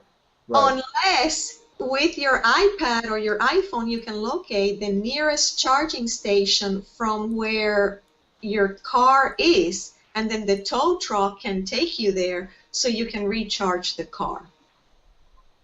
Yeah, I mean, that's definitely, you know, something that you'd probably be doing. But also, too, I mean, like I said, who wants to sit at a charging port for like 4 hours while you're waiting for your car to recharge? Yeah, that's true. That's a major inconvenience. While you're waiting on that, like I've already gotten to wherever I'm going, you know, and left. While you're sitting at a charging port. Question. Does anybody know if AAA is thinking about looking into obtaining or maybe creating a product like a portable charging station for these electric cars? That's just something that crossed my mind. I think it has themselves are doing them. I mean, they've got them at like the local. I know that like at my Kroger, there's charging ports at like I've seen them at Starbucks, like Walgreens. I've seen them at a bunch of different places. You know, so I mean, it's there. It's just something that you have to keep an eye on. And the average American's daily commute is like 30 miles. I actually have an article here. AAA is now providing emergency electric vehicle charging services to stranded drivers, and there's a picture here of a AAA truck pulling up, and the truck itself is the electric charger, and you can see a plug coming out of the truck going into the front of the car, charging it. Now I don't know how long how long it takes to charge it for somebody to get themselves back home or to a charging station, how long it takes. A substantial amount of time. But AAA is looks like they are in that business. Well, here's the thing. If your electric car has a fast charger built in, 30 minutes to get 80% of the battery juice. 30 minutes. So that's not bad. That's a whole lot better than an iPhone charging. You're right. You are absolutely right, because it takes me like an hour, maybe a little bit over an hour, actually, yeah, to recharge my iPhone. Yeah, good point. So I'm glad AAA actually jumped into that, because I can see that down the road a lot of people will make use of that. Yeah, for those that have electric cars. Well, Roxanne, I could picture you behind the wheel of a Kia Soul. I could. That's the car that I was thinking of. You read my mind, my friend. I'm telling you, great minds think alike. I really like that boxy car. Something about it. It's vibrant, it's affordable, less insurance, considering I live in Los Angeles, which insurance here is pretty high. So, yeah, I think Kia has come up with a winner. If I had to choose between the Leaf and the Kia Soul, I would choose the Kia Soul. May I ask why? Because he's a soul man. Because I'm a soul man. Soul man. Only Jeff. I've actually driven a Kia Soul before from renting somewhere, and Kia Souls are like available for rent. They're like one of the standard compact to type of car that you can rent. And I've rented them, and as opposed to getting like a Nissan Corolla or something, the Soul was a much better compact type of vehicle to drive. So I was for a compact size, I was very happy with the Soul. I would be happier with it over the size of the Leaf. At least it feels like you'd get a little bit more room. Okay, room, but here's another thing that really attracted me about the Soul. The standard equipment, okay? Think about it. GPS, built-in GPS. It's got the rear camera. It's got a lot of features, the fast charger built in. It's got a lot of features that in other vehicles, they're not standard. They are optional, and you would have to pay a lot more for those. So Kia, I think, thought very carefully about this particular model, and it's their only, I believe it's the only electric vehicle that they currently have from all the models they sell. So I think it was a good move, a positive move, and they're going to be selling. They're going to be selling a lot of those. It's a nice looking car too. I saw the 2014 model at the LA, the Los Angeles Auto Show last year, which was very impressive. I mean, if you guys are into vehicles and visiting auto shows, the LA Auto Show, oh wow, is a must-see. I mean, that's like Disneyland for adults, I tell you. Well, I thought maybe it was the hamster that attracted you to the Kia Soul. Is that what sold you? Glasses. I liked his suit. Definitely, he's a stylish guy. That's for sure. But it's a very nice looking car. I mean, they did their homework. I don't know how many surveys they had customers fill out. I don't know what kind of market studies they conducted, but it's a nicely designed vehicle. I was quite happy with the model that I saw, and the model that I saw actually wasn't electric. It was a gas engine. So the 2015 EV's got to be, I'm looking forward to test driving it. Is that the Elio, Charlie? No, it's not the Elio, but it's kind of similar. Trevor posted this in the room. It's I don't know exactly what it is. It's a Mini. Let's just say it's a Mini. Oh, no. Charlie's car has 3 wheels, 2 in the front, 1 in the rear. No, this one has 4. This one has 4 and a lot roomier. Okay, you can fit 4 people in there. The Elio, it's a 2-seater and it's tandem. You can fit 4 people in this? In the Kia Soul, yeah. Oh, no, I was talking about the red car, Charlie. Yeah, she couldn't see the red car. Oh. Yeah, she couldn't see the red car. I posted like this little picture of a car that was about a go-kart with a girl sitting in it. I'm pretty sure I saw Little Tykes on the side of it. Yeah, it could have said Little Tykes on it. The car kind of reminds me of a Isetta. Can't remember how you pronounce that, but like the car that they used to use in circuses and a bunch of clowns would get out of. Yeah, see, that's what I was going to say too. Because I was looking at the red car when Roxanne said you can fit 4 people in that one. I'm like, what, clowns maybe? Right. Clowns. Why is she smoking? Jack is probably, why is she smoking? What about Mini Coopers? Speaking of Mini, though, I kind of like the look of a Mini Cooper. Do they have, anybody hear anything about Mini coming out with an electric car or anything? No, but they should. Yeah. I think that's a good car. I like those cars. They should. Fiat. Now that I remember, glad you made that comment, Charlie. The Fiat actually came up with an electric car. But here's the thing. I have a friend that actually purchased a smart car, and he was telling me it's built by Mercedes-Benz. Mm-hmm. And when I went to the LA Auto Show, sure enough, I got to see 2 models that they had on the floor. Those little things are death traps. I'm sorry, but when I looked at it, they're so tiny. They're so small. You need a second car. Bottom line, you need a second car.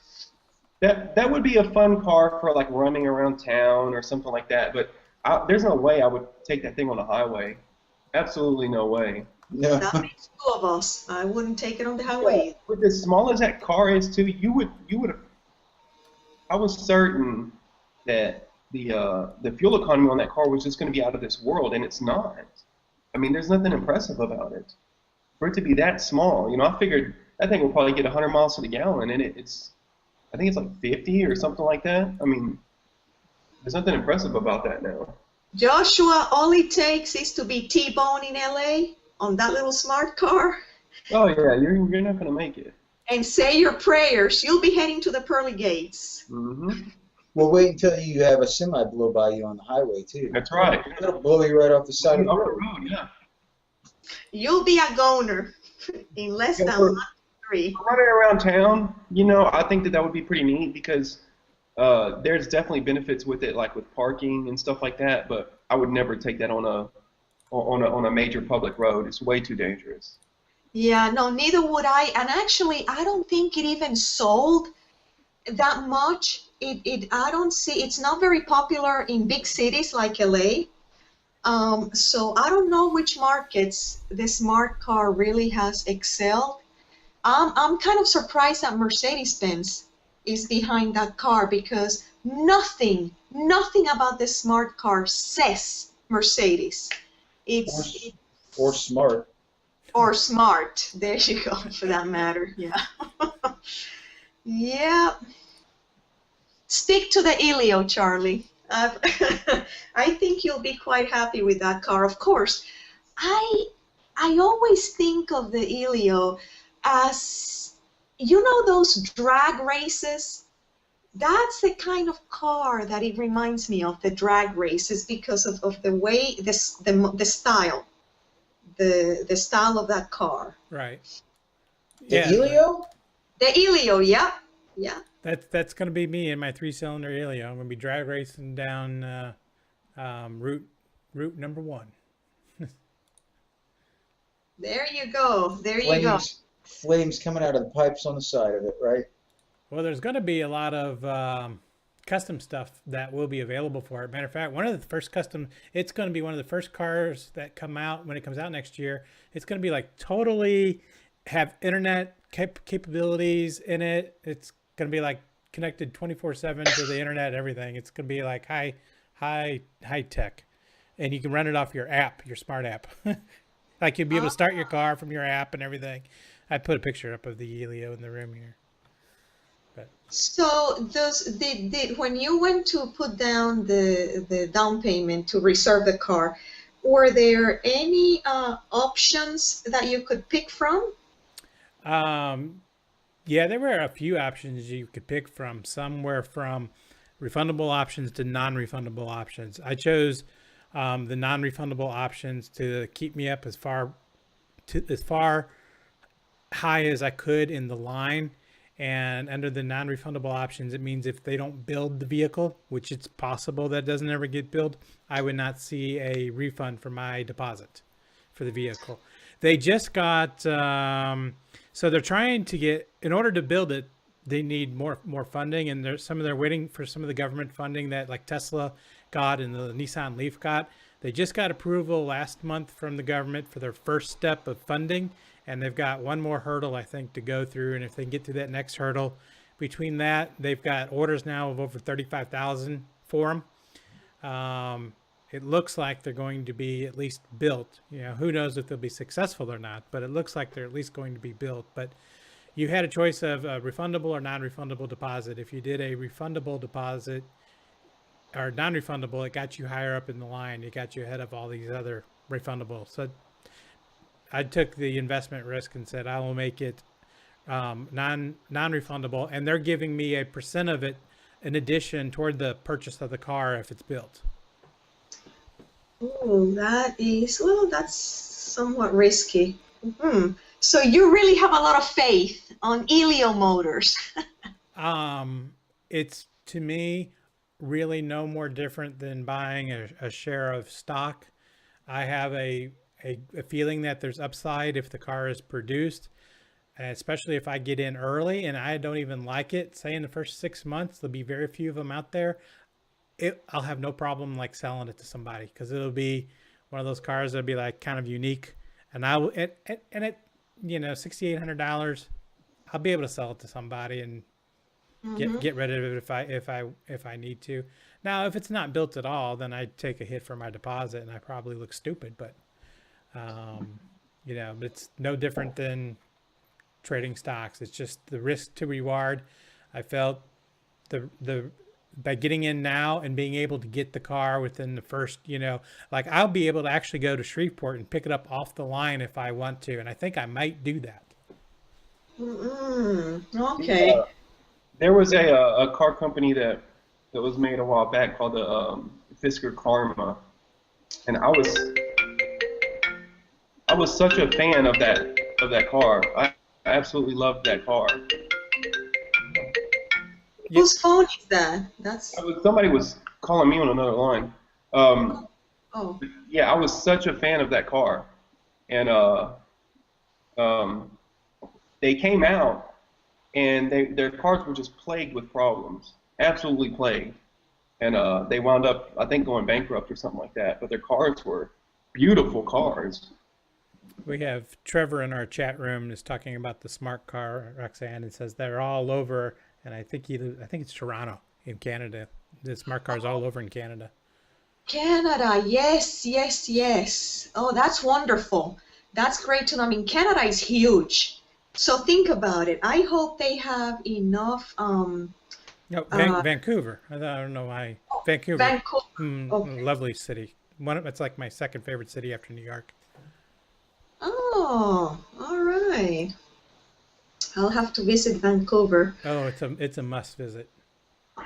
During the summertime when it's warm and toasty. Yeah, sure. Not the winter. But I was going to say, now that you mentioned smart cars too, self-driving cars, that's coming down the pike. And Elon Musk in particular mentioned that this Model S, something about having some self-driving features. I don't know if you guys had a chance to read up on that. It's supposed to be able to like park itself, the next model of the Model S. It's supposed to be all-wheel drive, and it's supposed to kind of have that some sort of self-parking. Oh, okay. I'm sure with the wiring and the software and what have you, if he's thinking ahead and has plenty of foresight, like I believe Elon Musk does, because he's got a brilliant mind, I think that his cars will be ready to actually receive the signals from the streets so they can self-drive down the line, probably 7-10 years from now.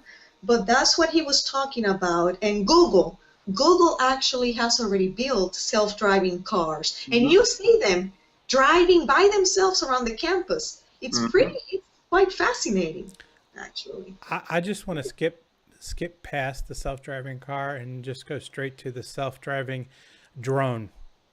They've got a really cool video out, Google does, of them promoting the self-driving car. You can find it on YouTube. I don't know what it's titled, but it's promoting their this self-driving kind of technology, and they're really showing like what it could actually do for the world. They're doing things like picking up blind people or picking up elders that can't drive and taking them to the store to get prescriptions and doctor's appointments and stuff like that. It's a really neat video. Oh, that is wonderful. Yeah, if you haven't looked, if anybody hadn't seen that, y'all should look that up because it's pretty cool. It just really kind of opens your eyes to the possibilities of stuff like that and how much good it could do for people. Yeah, I've always embraced that technology, even though the latest and greatest from Elon Musk is that, I don't know if you guys saw this morning, he is very concerned about artificial intelligence wiping out humanity. And he's come out in defiance. He's talking negatively about the possibility that robots can kill humanity. I'm just baffled that he's saying that when I think it's going to do a lot of good for humanity. I think he's been watching the Star Wars second trilogy too many times. I think things are going to his head just a little bit. Thank you. Thank you. Yes, indeed. I'm kind of surprised that Elon Musk will come out and say that publicly, because when we think of technology and self-driving cars and all this good stuff, Elon Musk is the first name that comes to mind. Space exploration. Elon Musk. Hey, good night, Chili G. Chili G's in our chat room. He's going to bed. Good night, sir. I'm gonna have to call it quits myself. Yeah, me too. I need a bathroom break, or I won't stop rocking in my chair. I've enjoyed it, as always. It's always a pleasure. Yeah, you Absolutely. you and Roxanne have a fabulous Thanksgiving next week. Oh, Yes, thank indeed. you. Thank you. And likewise to everybody. Happy Thanksgiving. And thank you so much for having us on the show. I mean, it's been so enjoyable. I just love to discuss technology, stocks, you name it. You name it, and I'm there. I'm there. It's guys. it's always fun. It's always fun when you guys hop on and join us. So definitely, we'll get you back on here You soon. guys know, all you gotta do is just let me know. I'm here. Yeah. Awesome. Well, we'll Josh, we need to get you on. Show us some of your long and short ideas that you're looking at. Okay, yeah, always just let me know. Some of your Another charts. show or whatever. Just give me some sort of advance. All right, sounds good. Cool. All right, Great. so we're gonna take a little break, and we'll be back. And everybody have a good rest of the night. Roxanne, your evening is still young. Still young. It's only 10 after 8 here in the lovely city of Angels. Yes. Yes. But thank you so much for the invite, guys. Absolutely. Thanks for hopping on. To both you and Josh. All right, see you guys later. Okay. All Good right. night. Take care. See ya. Bye. All right, Jeff. I'm gonna play a couple of Thanksgiving songs, Uh-oh. and hit the bathroom, and then we're gonna come back and talk about 10 things. What is it? Hold on 10 here. things that cause traders to lose Lose money. money in the market. 10 reasons traders lose money in the market. So that's what we're gonna talk Awesome. about when we come back. And so I'm gonna kick off some Thanksgiving, and we are back.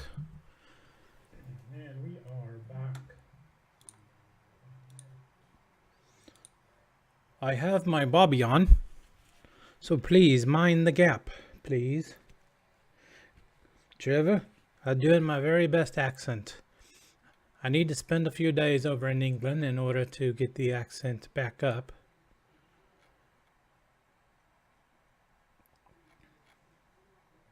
So it will take me some time. Yes, this is my Bobby. And because Stock, Jock, and Roll is all about risk patrol. That's right. I brought back a blast from the past, and that is the Bobby. And I'm very sad tonight, Jeff. And sad because I know why you're sad, actually, now that you say that. I was wondering You if were you'd catch on. sad because, unfortunately, due to some scheduling conflicts, we will not be in attendance at the Las Vegas Trader Expo this year. That is correct, sir. Oh, We will not be in attendance, and we will place the blame on our Prime Minister, Day Trader Rockstar. Because the Day Trader Rockstar decided he's not going to Las Vegas for the Traders Expo this year. Therefore, nobody was going to Las Vegas. Therefore, I'm sitting here tonight doing a show with my Bobby hat on. Maybe we need the alien to call into our show. The alien may have some answers. Well, yeah, I am sad. Tonight, right now, actually, it is 8:18 in Las Vegas. This time last year, Jeff, we were in line at the Las Vegas Expo getting our free drink.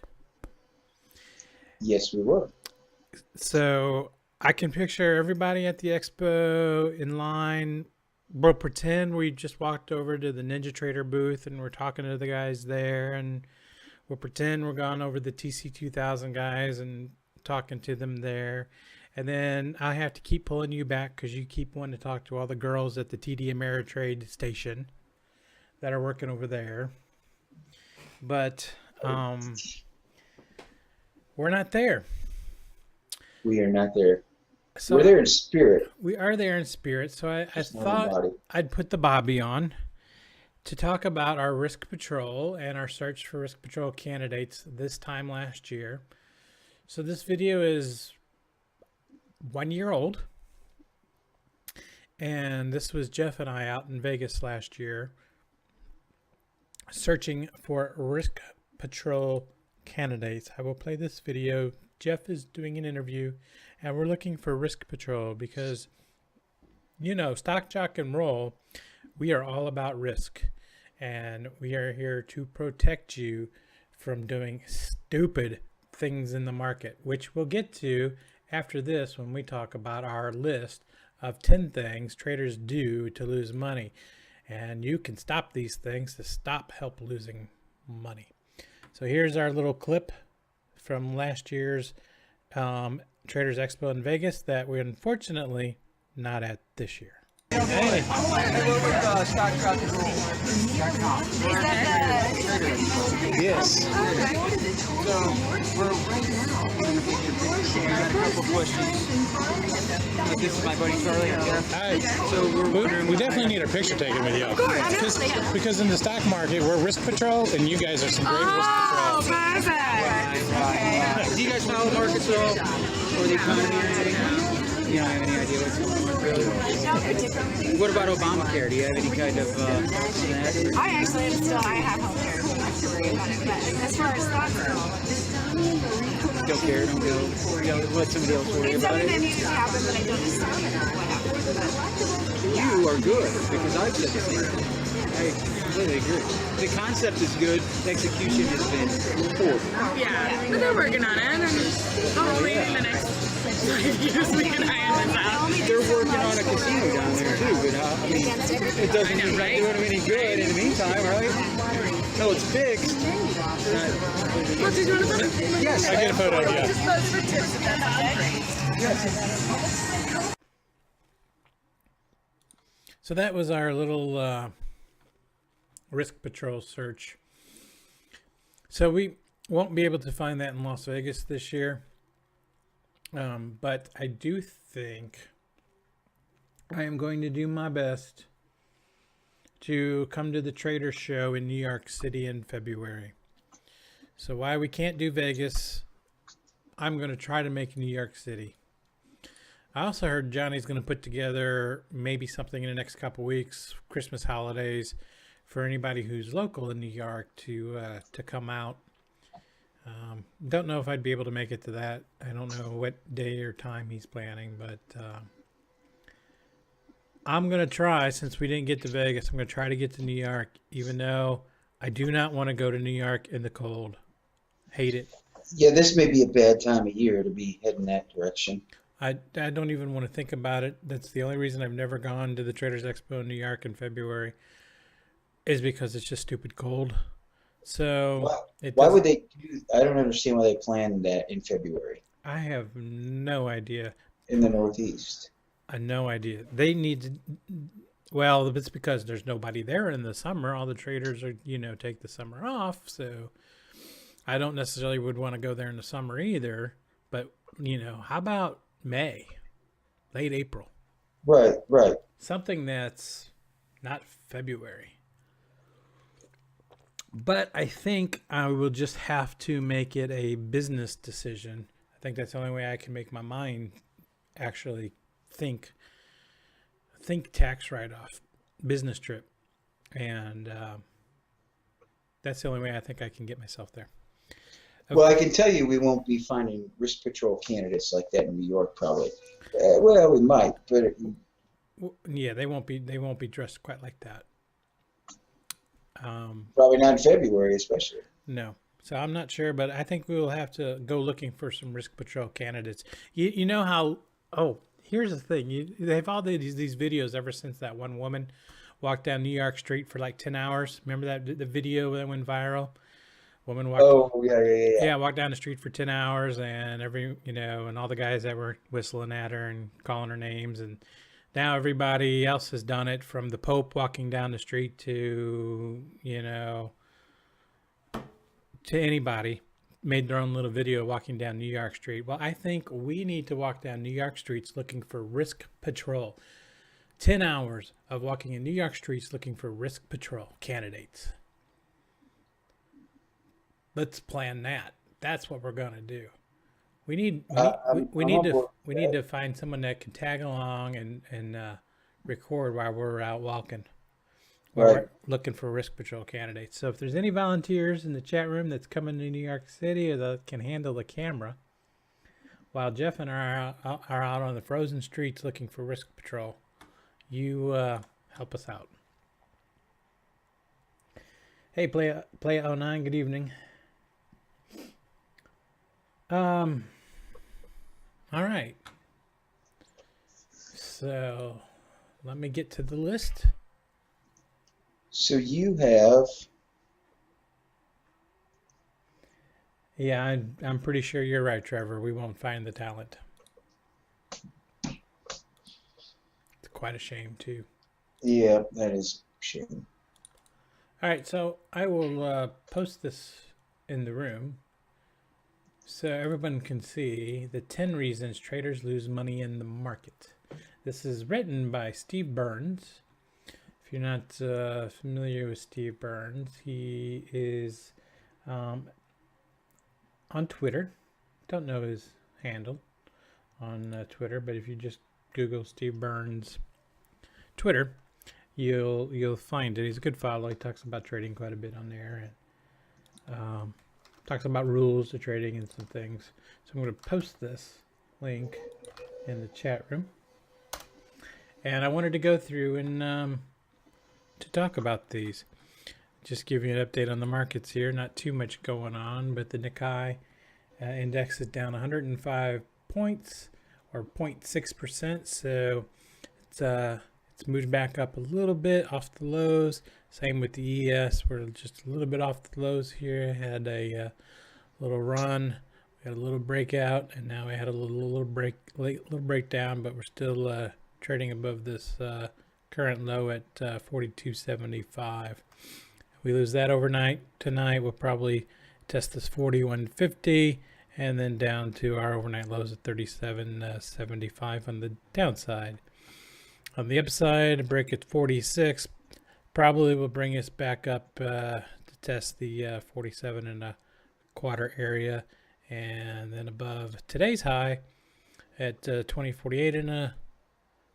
Well, let's see, today's high. Well, above the overnight session, 2048 and a quarter will probably bring us back up near the highs of the session today. So those are some kind of levels if you're looking to trade overnight. So number one on this list, a trader must have a trading plan with defined entries, exits, and position size before they make any trades. Trading with no plan creates random results, and the profits that are won as a result of a chance will eventually return to their rightful owners. I am still amazed how many people I've seen trade and saying, I'm getting long here. Maybe not even know exactly why they're getting long, nor know what their targets might even be. Just absolutely no plan. They see maybe the market turning up and they just get long. And so they didn't have a defined entry. There was no defined exit. And honestly didn't even know how many shares to pick or how many futures contracts to choose. They just went long. That goes back to our risk patrol thing a little bit. And if you're doing that, you might as well just roll the dice. Well, that's what I was just going to say. You know, we hate it when people compare trading to gambling because trading doesn't involve as much uncertainty as gambling. I mean, you can do homework and you can give yourself a decided edge when you trade. If you take a pair of dice and roll it on a craps table, you have no decided edge there. It's all just, you know, it's luck, whatever. And so essentially, you're right. In my opinion, Charlie, if you approach trading in that manner, you might as well just go play craps somewhere because your odds are going to be probably about the same. Well, in this case, you should just go to Vegas because you will have a whole lot more of a fun time losing your money. Right. It still won't be pleasurable, but at least you get some free drinks out of it. You know, this is true. You get something at least for losing your money. And for those who have watched the show for any length of time, know that the preferable way to trade that Jeff and I is trading systems, actually knowing absolutely what our defined entry and exits are. Nothing at all discretionary about our systems that Jeff and I have built. And I'm not saying that there's anything wrong with discretionary trading. There is a place for discretionary trading, but I'm not addressing that at the moment. I'm just addressing if you build a defined systems, you will actually take this point number one and never ever have an issue with it. So this is just another case and reason why it's best to build a defined system. And I have good news to report today, Jeff. Good news. Yes. Our NQ and TF bot that we built are now profitable for the month of November. After today. Now we still got, a week and a half of trading, so it could go back into the red, but for at least November, as of the close today, we are back in the green. And I'm going to, this is the TF contract bot right here that I have posted, and these are the trades the last 3 days. And I can tell you this is something that doesn't apply to number one because this is completely fits number one. There's actually a defined entry, defined exit, and there's a defined position size. So here is Monday 11/12 at the open. The bot placed a order short, closed it at 11 a.m. because this is when our bot stops trading. It's at 11 a.m. Central Time, 2.5 hours after the open, for a trend day down. Yesterday, Tuesday, it opened up a long position, closed the long position after the first hour, went short, closed it at 11 o'clock for a win. So we had a nice win. Call this a trend day on Monday. 2 trades yesterday. Today, it went short at the open. It covered down here at this morning at that bottom where we did bottom out and started the turnaround. Went long and closed it at 11 o'clock. So this week, the bot went 1, 2, 3, 4, 5 trades, 5 for 5, getting us back to green for the month. Sweet. And so this takes us to number 2 on this list that says traders must have an edge to be profitable. Traders have discipline, have done their homework, and historical price action and stay in control of their emotions will help make money. And Jeff and I believe in our bot that we have an edge. We have tested this bot all the way back to the year 2006 with our backtest data. We have run them in simulation, and NQ is running live right now. And so we believe we have a defined edge in our bot at the moment. So that takes care of number 2 on this list. So trading systems can help you with number 1 and can help you with number 2. Well, part of the edge of that is that it does. Number 2 mentions stay in control of their emotions. That can be a challenge, at times, and we've talked about this before. But having a system that you create, test, feel confident in, your test results say that you should feel confident in it. It's hard to pull yourself away from checking that. I can be bad about that at times. It's hard to pull yourself away because you always want to keep knowing what's going on. You got to build the system, you got to test it, and you got to trust it. And then you got to just pull I won't say you always pull the set it and forget it cliche, but you do have to just, you got to trust it, maintain your patience and discipline.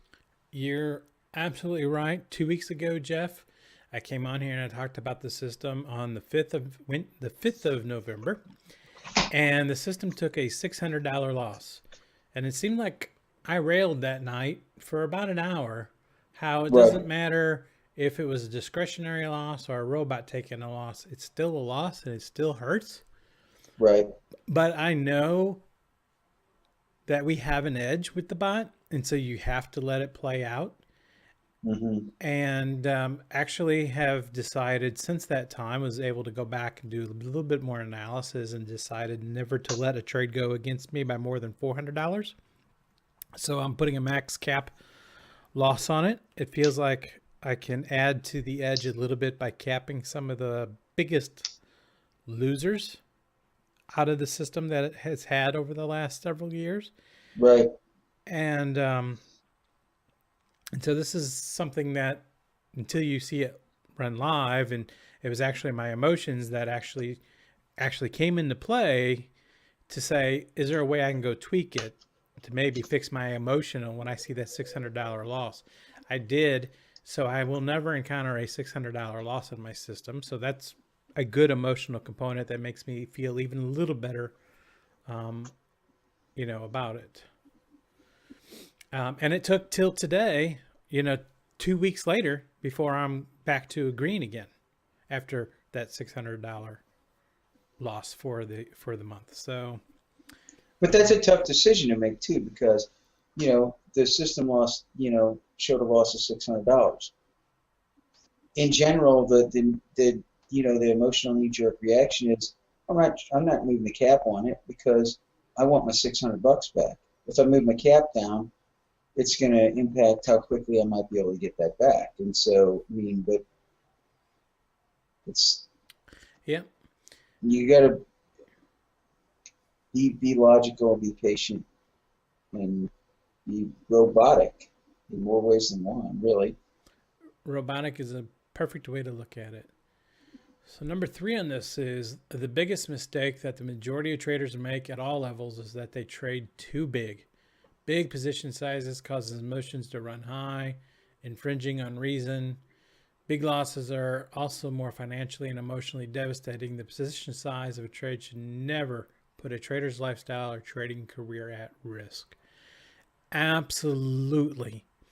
For example, our bot is trading 1 futures contract. We could trade 5 futures contract. We could trade 10 futures contract, and the bot would be just as happy to try to trade that. However, that $600 loss the other day with 10 contracts would have been what would that have been? 10 times 600. It's late. $6,000? $6,000. Yeah. I know it's late. Would have been a $6,000 loss. You thought $600 made me go crazy. If I came on last Wednesday and said I had a $6,000 loss, yes. So the account for each of our bots has about $12,000 in it. It can't take a big drawdown like $6,000. So I can't trade big with the bots, which is why after Hopefully the goal is after a year or two to continually to add size as the account grows. We'll add a contract, to it, but got to position size accordingly. It's the same way with the Robinhood account that I opened up with $3,000 in it.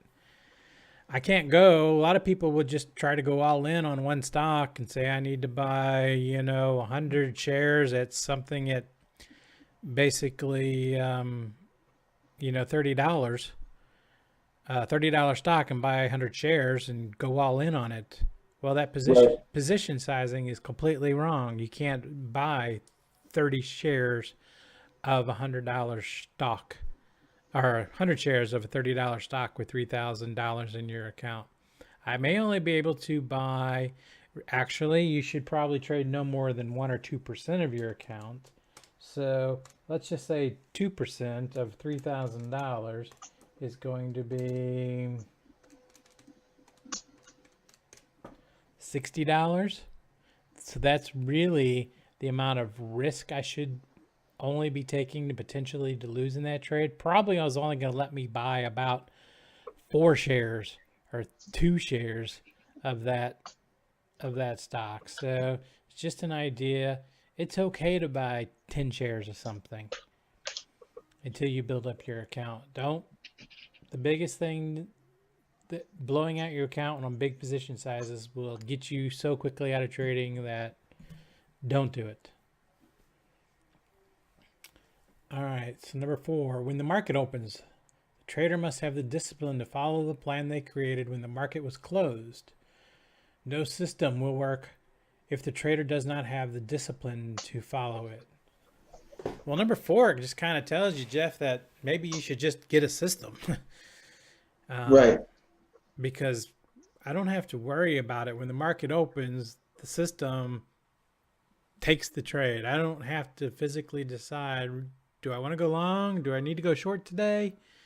And yes, if there are times that I watch the system and I know, I'm like, why is the system wanting to go short here? It feels long.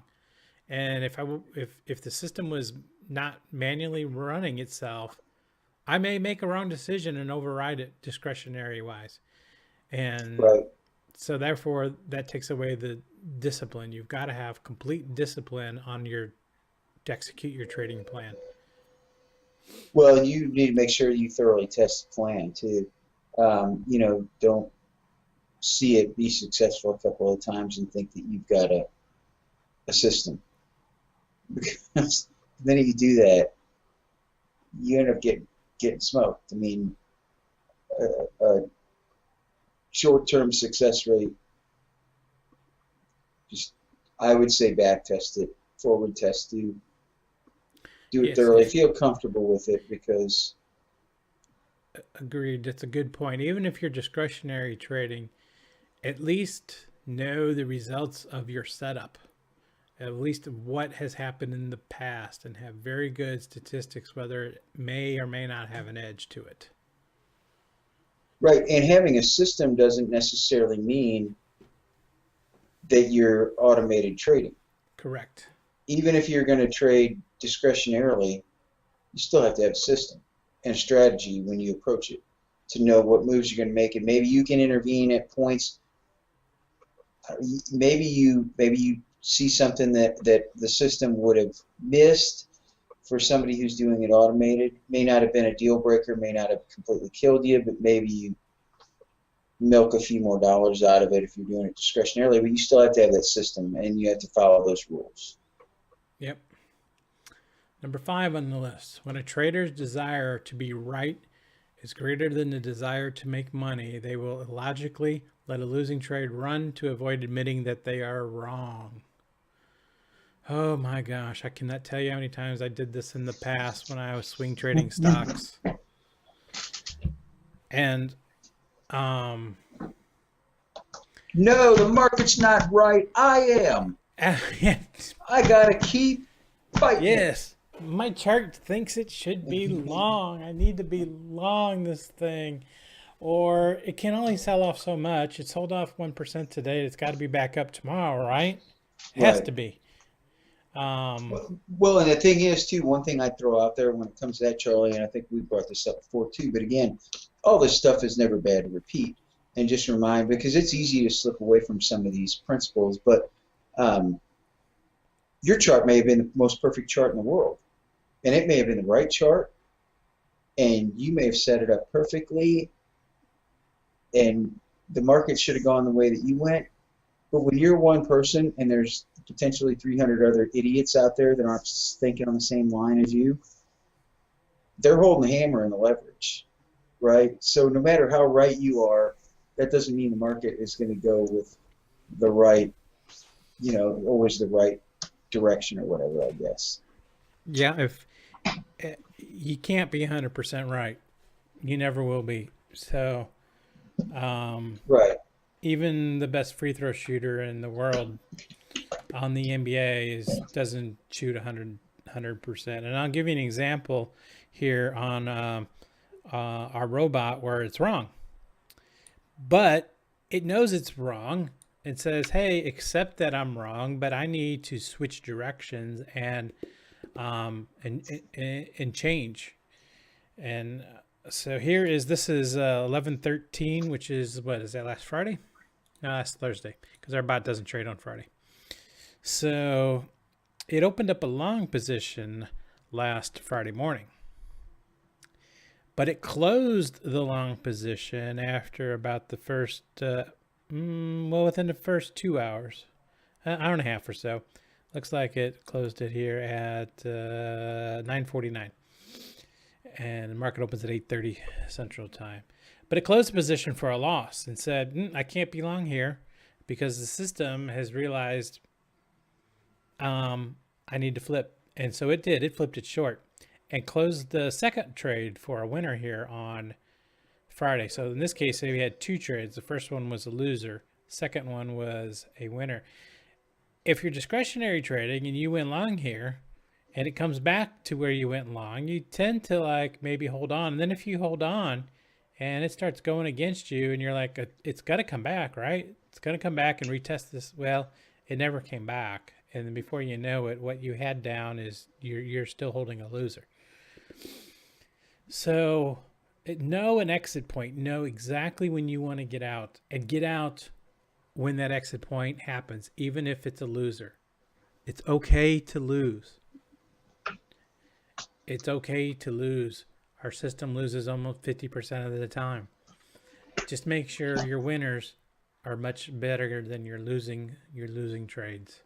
Well, that's what I was going to say. And the other thing is that just because you didn't make money on a trade, if you significantly mitigated your loss on that trade instead of staying in, you still, way of thinking, you still won. Now, you didn't make money on that trade, but you didn't lose nearly as much as you might have because you knew where to get out. And to me, that's a manner of you could almost classify that as a winner. Not in terms of financially, but... And there's been times in stocks where I've gotten in thinking long, and I got right back out because it wasn't working in my favor. It hit my stop. I got out. But it doesn't mean I didn't let it go against me worse. The thing is, you can always get back into the stock. You can always rebuy it back. You can either buy it back when you see another setup, or if it comes back to where you were long and it does the breakout or whatever setup you were looking for, you can get back in it at that point.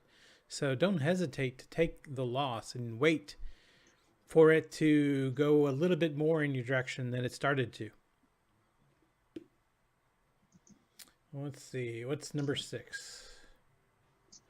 Fear of giving back a small profit will cause a trader to miss a bigger win trade. Most profitability is based on the big winning trades. A winning trade should not be exited until there is a good reason to do so. Yes. If you don't, this is, pretty simple stuff. If you don't let your winners run as long as you can, you will lose money because you can't make up for those times that you are wrong. And I debate this a little bit with our system, because our system shuts off at 11 o'clock and exits the trade, no matter where it's at. And if I look at, say, Right. on Monday, 11/17, it was a trend down where it went short at the market open and it closed it at 11. Could this have kept going down? Because there was not a reason per se for me to close this trade at 11 o'clock. And so in my system, I have a little bit of an issue where I may have to try to figure out when I'm in a trend day like this, maybe in a trend day, I don't want to close out at 11 o'clock. Maybe I do want to try to hold it longer when I'm in a trend day. So that's. I would agree. And maybe you put criterion for that. One thing to throw out for that, though, is depending on your broker, your platform, or whatever, the commissions or the fees are sometimes higher if you're going to hold something overnight, right? Well, the margin on your account, how much you have to have in it, can is higher substantially. So you may or may not be able to hold. And if you're holding futures overnight, it's okay to hold those overnight. But if it's an ETF or a stock and it closes and you're holding it overnight, you're subject to a gap up or down the next morning that may get you in some trouble too. Right now, we're not holding anything overnight in our futures trading. Right. Hopefully at some point when our accounts are large enough, we'll be able to, but at the time being, we're not holding anything, which goes back to the position sizing and the amount of risk we're able to take on. In order to hold something overnight, especially in the futures market, because of the time that you're trying to trade is extended, it also extends the amount of risk you have to take initially on that trade. We will get to that point at some point where we can extend out our times and come up with systems for longer. But for now, we're working on short-term intraday systems. Right. I do agree with Sneaky put a couple of comments in the chat room. And I do tend to agree with that. I couldn't remember what their. Yeah, definitely. Your fees should never be a factor. If they are, get another brokerage. Right. Yes. Everything is negotiable. Everything is negotiable. So if you feel like your fees are too high, go to your broker and tell them you feel they're too high and why. Or because you trade so many times a month, or my account's this big, they usually cut you a break. Or like Sneaky said, change brokers. Change to something that does offer a lower, Right. a lower fee. But it's not it's never the factor whether you should not take a loss because there's going to be a charge or a commission fee. Definitely that should never become a factor of it. But right. I totally agree with that. Yeah, if it's a loss, you take the loss. It doesn't matter what the commission is. I don't care if it's a $9.95 TD Ameritrade commission. That $9.95 is nothing what could happen if you don't take the loss. So, you take the loss. Well, if your system is right, like Sneaky said, if you follow your plan in your system, even if you do incur a little bit of a hit with fees or whatever overnight, you're holding on to it overnight because your system's telling you to. And if you trust it, then it must be worth taking that path. Yes, I would definitely agree. So number 7 is just a continuation of this whole thing, which is if a trader does not take their original stop loss, they will allow small losses to become big losses. Big losses generally are what cause a trader to be unprofitable. Many good trading systems become profitable simply by removing the big losses from the trading results. Wow. Did I just not talk about my $600 loss and how I went back through the data and determined I think $400 should be that max loss? Right. Potentially, instead of the $600. It's the same way if you're trading discretionary, and if you buy at 100 with a stop at 98, Make 98 your stop. Don't change it. If it hits 98, you get back out. So now with my max loss of 400 on this system, when it hits 400, it's gonna stop out. It doesn't matter if that trade would have gone 500 negative, or if it would have gone back, and only lost $200, or actually made $100. When it hits $400, I'm taking the loss. Now, I did some statistical analysis on it, Jeff. I pulled in all our trades for the last year. Right. Actually, I went back to 2009 for this. So I went back to 2009, and then what you can do on the back test is it's called the MFE, which is the most favorable excursion, versus the MFE, which is or MAE, which is the most adverse excursion. So the most favorable excursion tells me how far the trade went in profit, and the most adverse tells me how far it went into a negative. And then the final thing is when the trade closed, how much did you make? So in a trade, I can be up as much as $200, but when I close the trade, maybe I only made $100. And there'll be trades that will go negative $50 and then will come in my direction, and I'll make a profit, of $50. So, but maybe it was as high as 75 in my direction. So what I did was I took all the trades that at least got to negative 400 or adverse excursion and said, when it got to 400, where did it actually finish the trade? Did it finish at minus 600, minus 700, minus 800? I actually had a trade that finished at like minus 920 or something. But I had some trades that I took at a loss at 400 that only ended up losing $300. Or a trade that actually went from I think it was minus 525 that went to about a $25 profit. Right. So I took all those in account and said, essentially, if I set it at 415, did I have an advantage of all the losers of what they became to all the ones that became winners again from 415 as my zero line, essentially? And I was able to move it down to about $400 that said, at $400, take the loss, because the probability that trade will come back to either be a winning trade or much less than 400 doesn't offset the ones that are $500, $600, $700, $800 losers. So that's kind of how I came up with my minus 400 maximum loss. It's trying to get rid of those really fringe losses that hurt the system overall. All right, so number 8.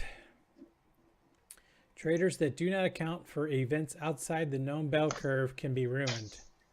Events that have never happened before can happen. Hedges, stop losses, position sizing, the insurance policies against the sudden risk of ruin. Boy. Risk patrol and control. What are they when they talk about? Are we talking like black swan here? I think in today's market, they're talking anything. When we had just in the last few weeks, when we had those big sell-offs, we get news of Ebola in New York or news of Ebola in Texas, and it doesn't matter. Like you said, you could have the best, perfect-looking chart. When something comes out that's an outside event, not that doesn't fit in the normal pattern, there probably become losses. And so that's why stop losses are important and the positioning sizing is important, because when that happens, you just immediately want your stop to be taken out. You don't want to get caught going, oh crap, I just went to the bathroom and came back and Ebola's everywhere and now the market is down 1% and I missed it. And it's same like FOMC minutes that came out today at 2 o'clock Eastern time. If you're in that FOMC minutes trade, it's going to get a little shaky if you're trying to trade intraday and you have a short time frame. If you have a longer time frame, not such a bad deal. But so I think it's just saying there are things that happen in the market that we can't count on. We don't know when they're going to happen. You call it black swan, you can call it whatever, Even there was one day 2 weeks ago, there was we were trading and there was this news alert, possible explosion on subway in New York City. So what's the first thing that picks up? Terrorism. Right, exactly. And it turned out to be an electrical fire. Right. But that, given the way things go, you know, with everything in today's world, that's not going to be the first assumption. Yes. Now, Sneaky has a point here. I think an important discussion should be about mental stops versus stops. Absolutely.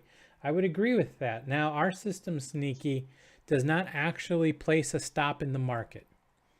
But our system knows at which price it is wrong. And if it gets to that price and it stays that candle close on whatever time frame that we're using, then it will send out the stop and say, boom, get me out. I know I'm wrong. And so that is kind of our way to deal with it in the system, to get around it. We, you know, some of the little stop hunting that does kind of go on. And you know, sometimes you can have, but I tell you what, more times than not, you can have a mental stop and you're going to have a mental breakdown on your mental stop. Right. And we do, I think we do. I mean, I would say that we sort of have a version of a stop, right? Right. It'll flip the position based on, you know, based on what it sees in what the market's doing or what the bonds are doing, whatever. Right.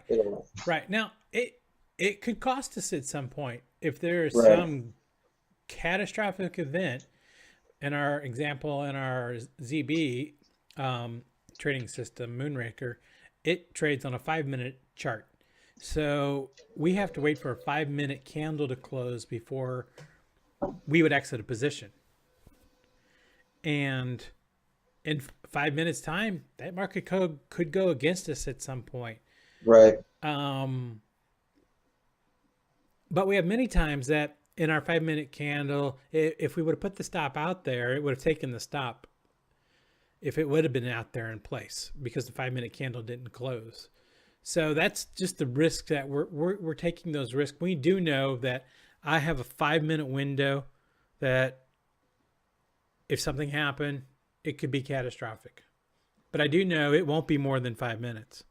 At 5 minutes, if it's still at the price level that says it needs to be closed, it will close it.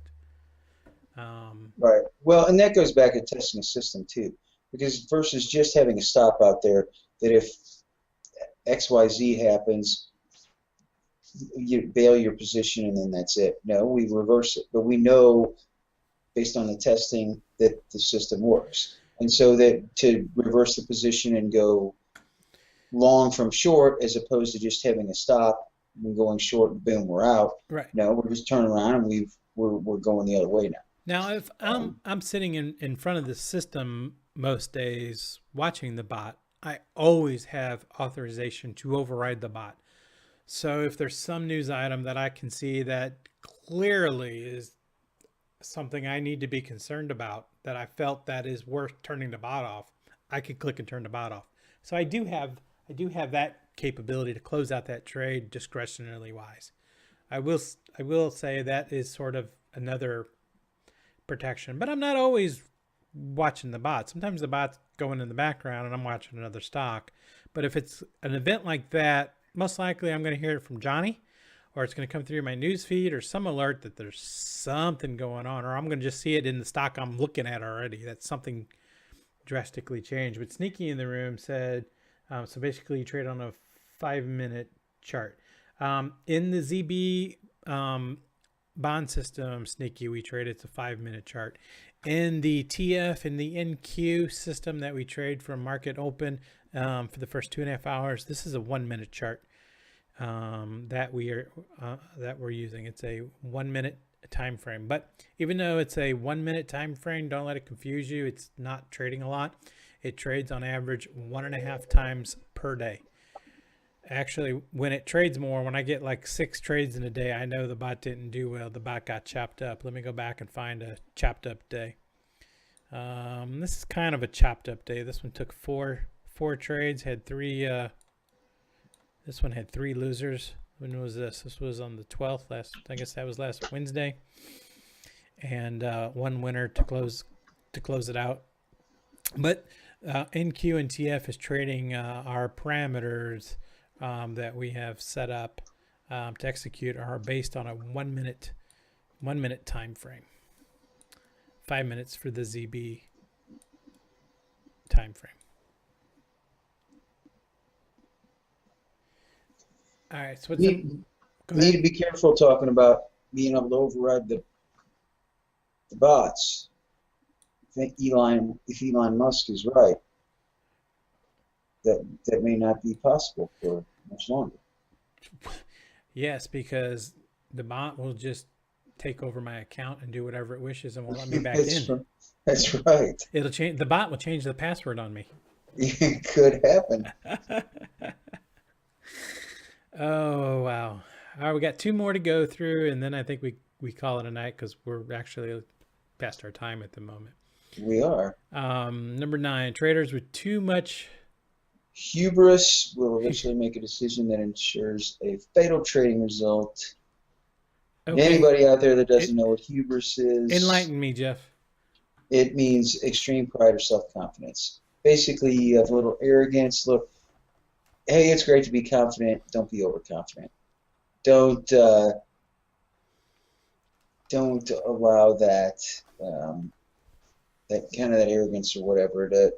Again, that goes back to sticking to a plan and a strategy. Don't get this, hey, you know what? You had a great week, a great 2 weeks, whatever. All of a sudden, you think you're, the Warren Buffett, part due, or that's a bad example because Buffett's he's an investor, not really a trader. Right. I guess don't ever think your system is better than anybody else's system. Right. Because, number 1, it won't be. There's systems that are better than your system. And number 2, there are many systems that work well. That's good, too. Right. And different doesn't mean better. And so if you got a good system, that's great. The guy next door to you might have a good system, too. They may be completely different, but they work for you. Just don't. Essentially what this is saying is if you have a little success, don't get a big head because you will come crashing back to reality real fast. Yes. I'm getting our closing. What the heck was that? Nice work, people. Well done. Very solid work. Another day, another opportunity. This is why you need a producer to do all these things in the background while you're trying to actually talk. Or a robot. Or a robot. We need a robot producer. Or maybe an alien producer. Hey, we may be able to see if Alan the Alien is available one night to produce. All right, so what's final number 10? Because I lost it now. Number 10 is personal predictions have no value because the future does not exist in the present moment, no matter how strong a trader's convictions. Yes. Yeah, I would go with that. Yes. Absolutely. Personal predictions. How many people have tried to call a top in this market? Personal predictions. Countless. Just go to marketwatch.com after every close at market close, and you just about will see a new prediction that it's a market top. I don't know if this market's going to go higher. I don't know if this market's going to go lower. I'd like to feel like it's going to continue higher. That has certainly been the trend, but I have no personal prediction, or I put no value that we're going to be higher this time next month. Got no idea. No idea. I have to let price try to tell me and guide my way and make some good decisions around it. But I've got no way of knowing if we're going to be higher or lower the same time next month. So we all like to say, I told you we were going to be higher next month because this is my personal prediction. But I've got no way of knowing we're going to be higher. That's a great thing about some of the pundits out there. That cracks me up to watch some of the guys out there who think they know what's going to happen. Again, in short, I think what we take away from this, or at least some of the more important stuff, is build a strategy, build a plan, stick to it, test it to make sure it works and you're comfortable with it. Do it extensively and don't just roll the dice. And if you are going to trade from a discretionary standpoint, trade what you see and watch price action. And there are lots of books out there that can help you come up with ideas to help supplement your thoughts or what you watch every day to test. So do not be afraid to read and take other people's ideas. Either watch some other people's systems, talk to them about their systems, learn what it does, and try out some results. Try some back test. Yeah, check it out. I go back to, we talked about writing Ninja script code and TradeStation code and stuff earlier. And I've done different code writing throughout the years, for not necessarily for trading, but for other stuff. And if you can help it at all, you don't write code from scratch. You steal snippets here and there from other programs and other programmers. And I would say the same thing with trading. If you can get a little piece of insight from somebody else's strategy that they're willing to share with you, or you can pick up a tip here or there and a different way to look at things without having to go through all the motions, do all the homework yourself, man, I'd jump all over that. And one of the ways you can do, like you said, Jeff, to kind of just stay humble, and looking at our trading system here, so the results for this year on our back test, trading one contract, shows that TF essentially had a total profit of $29,000 on this one contract, trading 2.5 hours a day for 4 days a week. But when you look at the gross profit versus the gross loss, okay, so the gross profit was $108,000 of wins, but it lost $78,000 too. That's a lot of money. That is a lot of money. That's a lot of money. The difference is the $29,000 is the difference between what it made and what it lost. But it just goes to show you just got to be humble, even if your system's making money, because my system still would be losing $76,000 in trades this year. That's a lot. That is a lot. So you're on the positive side. You're on the green side, but again, you get one day that you're the windshield and one day you're the bug. And you just don't want to be the bug, and that's why you create a system and a plan and stop yourself out when you know you're wrong, because you don't want to be the bug. Not at all. All right, well, it's well past our show time now. We won't even go into the economic calendar in the morning, because Johnny will take care of that for us tomorrow morning. He'll be going over the calendar for everybody into the room. We'll just go ahead and close it up. Thanks for everybody who came out tonight. Sneaky, thanks for staying around late with us.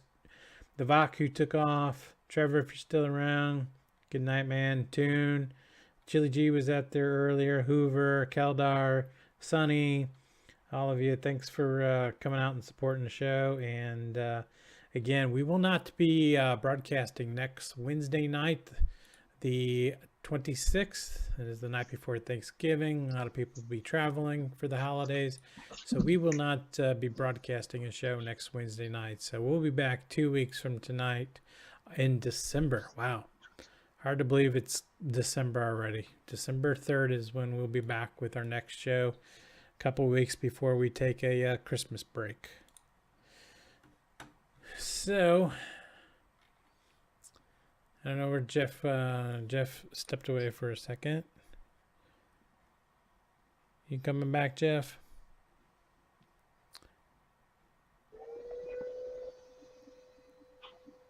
Yo, Jeff.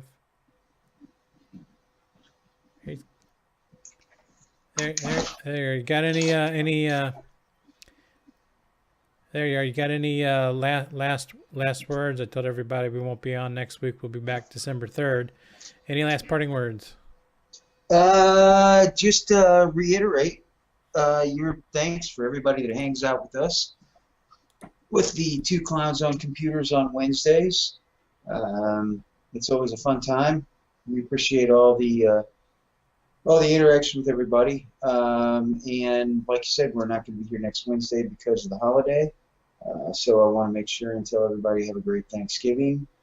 And I'm assuming the markets may be a little bit slow next week, or are we going to see a little movement early in the week because everything's going to be pretty much dead at the end? Or it will get a little slow toward next Wednesday. Right. However, the good thing is typically the holiday lower volume has a little bit of bias to the upside. So that's kind of a good thing to to be aware of. Hey, Trader JC, thanks, man. Have a good week, guys. Thanks, Trader JC. Thanks. I will throw this out real quick. You guys don't ask me for any Black Friday reports whenever we're back at the beginning of December, because I couldn't get far enough away from the store on Black Friday. There's no way. Yeah, I'm probably going to be trying to stand in line at Target for an iPad mini, which I don't want to do, but hey, I'm gonna test it out, see if I can get it. You might be able to. You know, a lot of places are open on Thanksgiving. This is something we really didn't touch on in the store right now, but I don't even know who all is open on Thanksgiving. Well, I think it's ridiculous, but I don't think there's going to be a lot of people shopping on Thanksgiving. Yeah, so. And I won't even go out on Thanksgiving. I'll just go out on Friday morning, hoping there's still some iPad minis left. Well, guess what? We got turkey and football on Thanksgiving. If anybody thinks I'm showing up to shop on Thanksgiving, they're nuts. Go Cowboys. Yes, go Cowboys. Go Cowboys. I don't even know who else is playing. I just know they're playing the Eagles. Detroit always plays. I don't know what the other game is. Yeah, I don't know either. But we have a game tomorrow night, I guess. Another Thursday night game. So I was going to say, yeah. The Cowboys are going to have a tough go of it. They play Sunday night, then they play on Thanksgiving Thursday, and then they play the following week. Yeah. I think regular, and then they're on Thursday night. I don't know. They got a goofy schedule. And they just had a bye coming back from London, so yeah, their clocks are all gonna be messed up. Yeah. But so we'll see. It should be interesting. But. All right. Well, you take it easy. I'll come back here and chat with you just a second after we go off the air. Okay. Yep. Sounds good. All right. Have a good night, everybody. We'll see you. What the heck was that? Nice work, people. Well done. Very solid work. Another day, another opportunity to impress everyone. Well, guys, I think we've all learned a valuable lesson here today. And another adventure draws to a close. When I say good, you say bye. Good? Welcome home. You're listening to the best non-professional advice show on the planet, on your home for overnight low-back session. This is the Stock, Jock, and Roll Show on daytradingradio.com.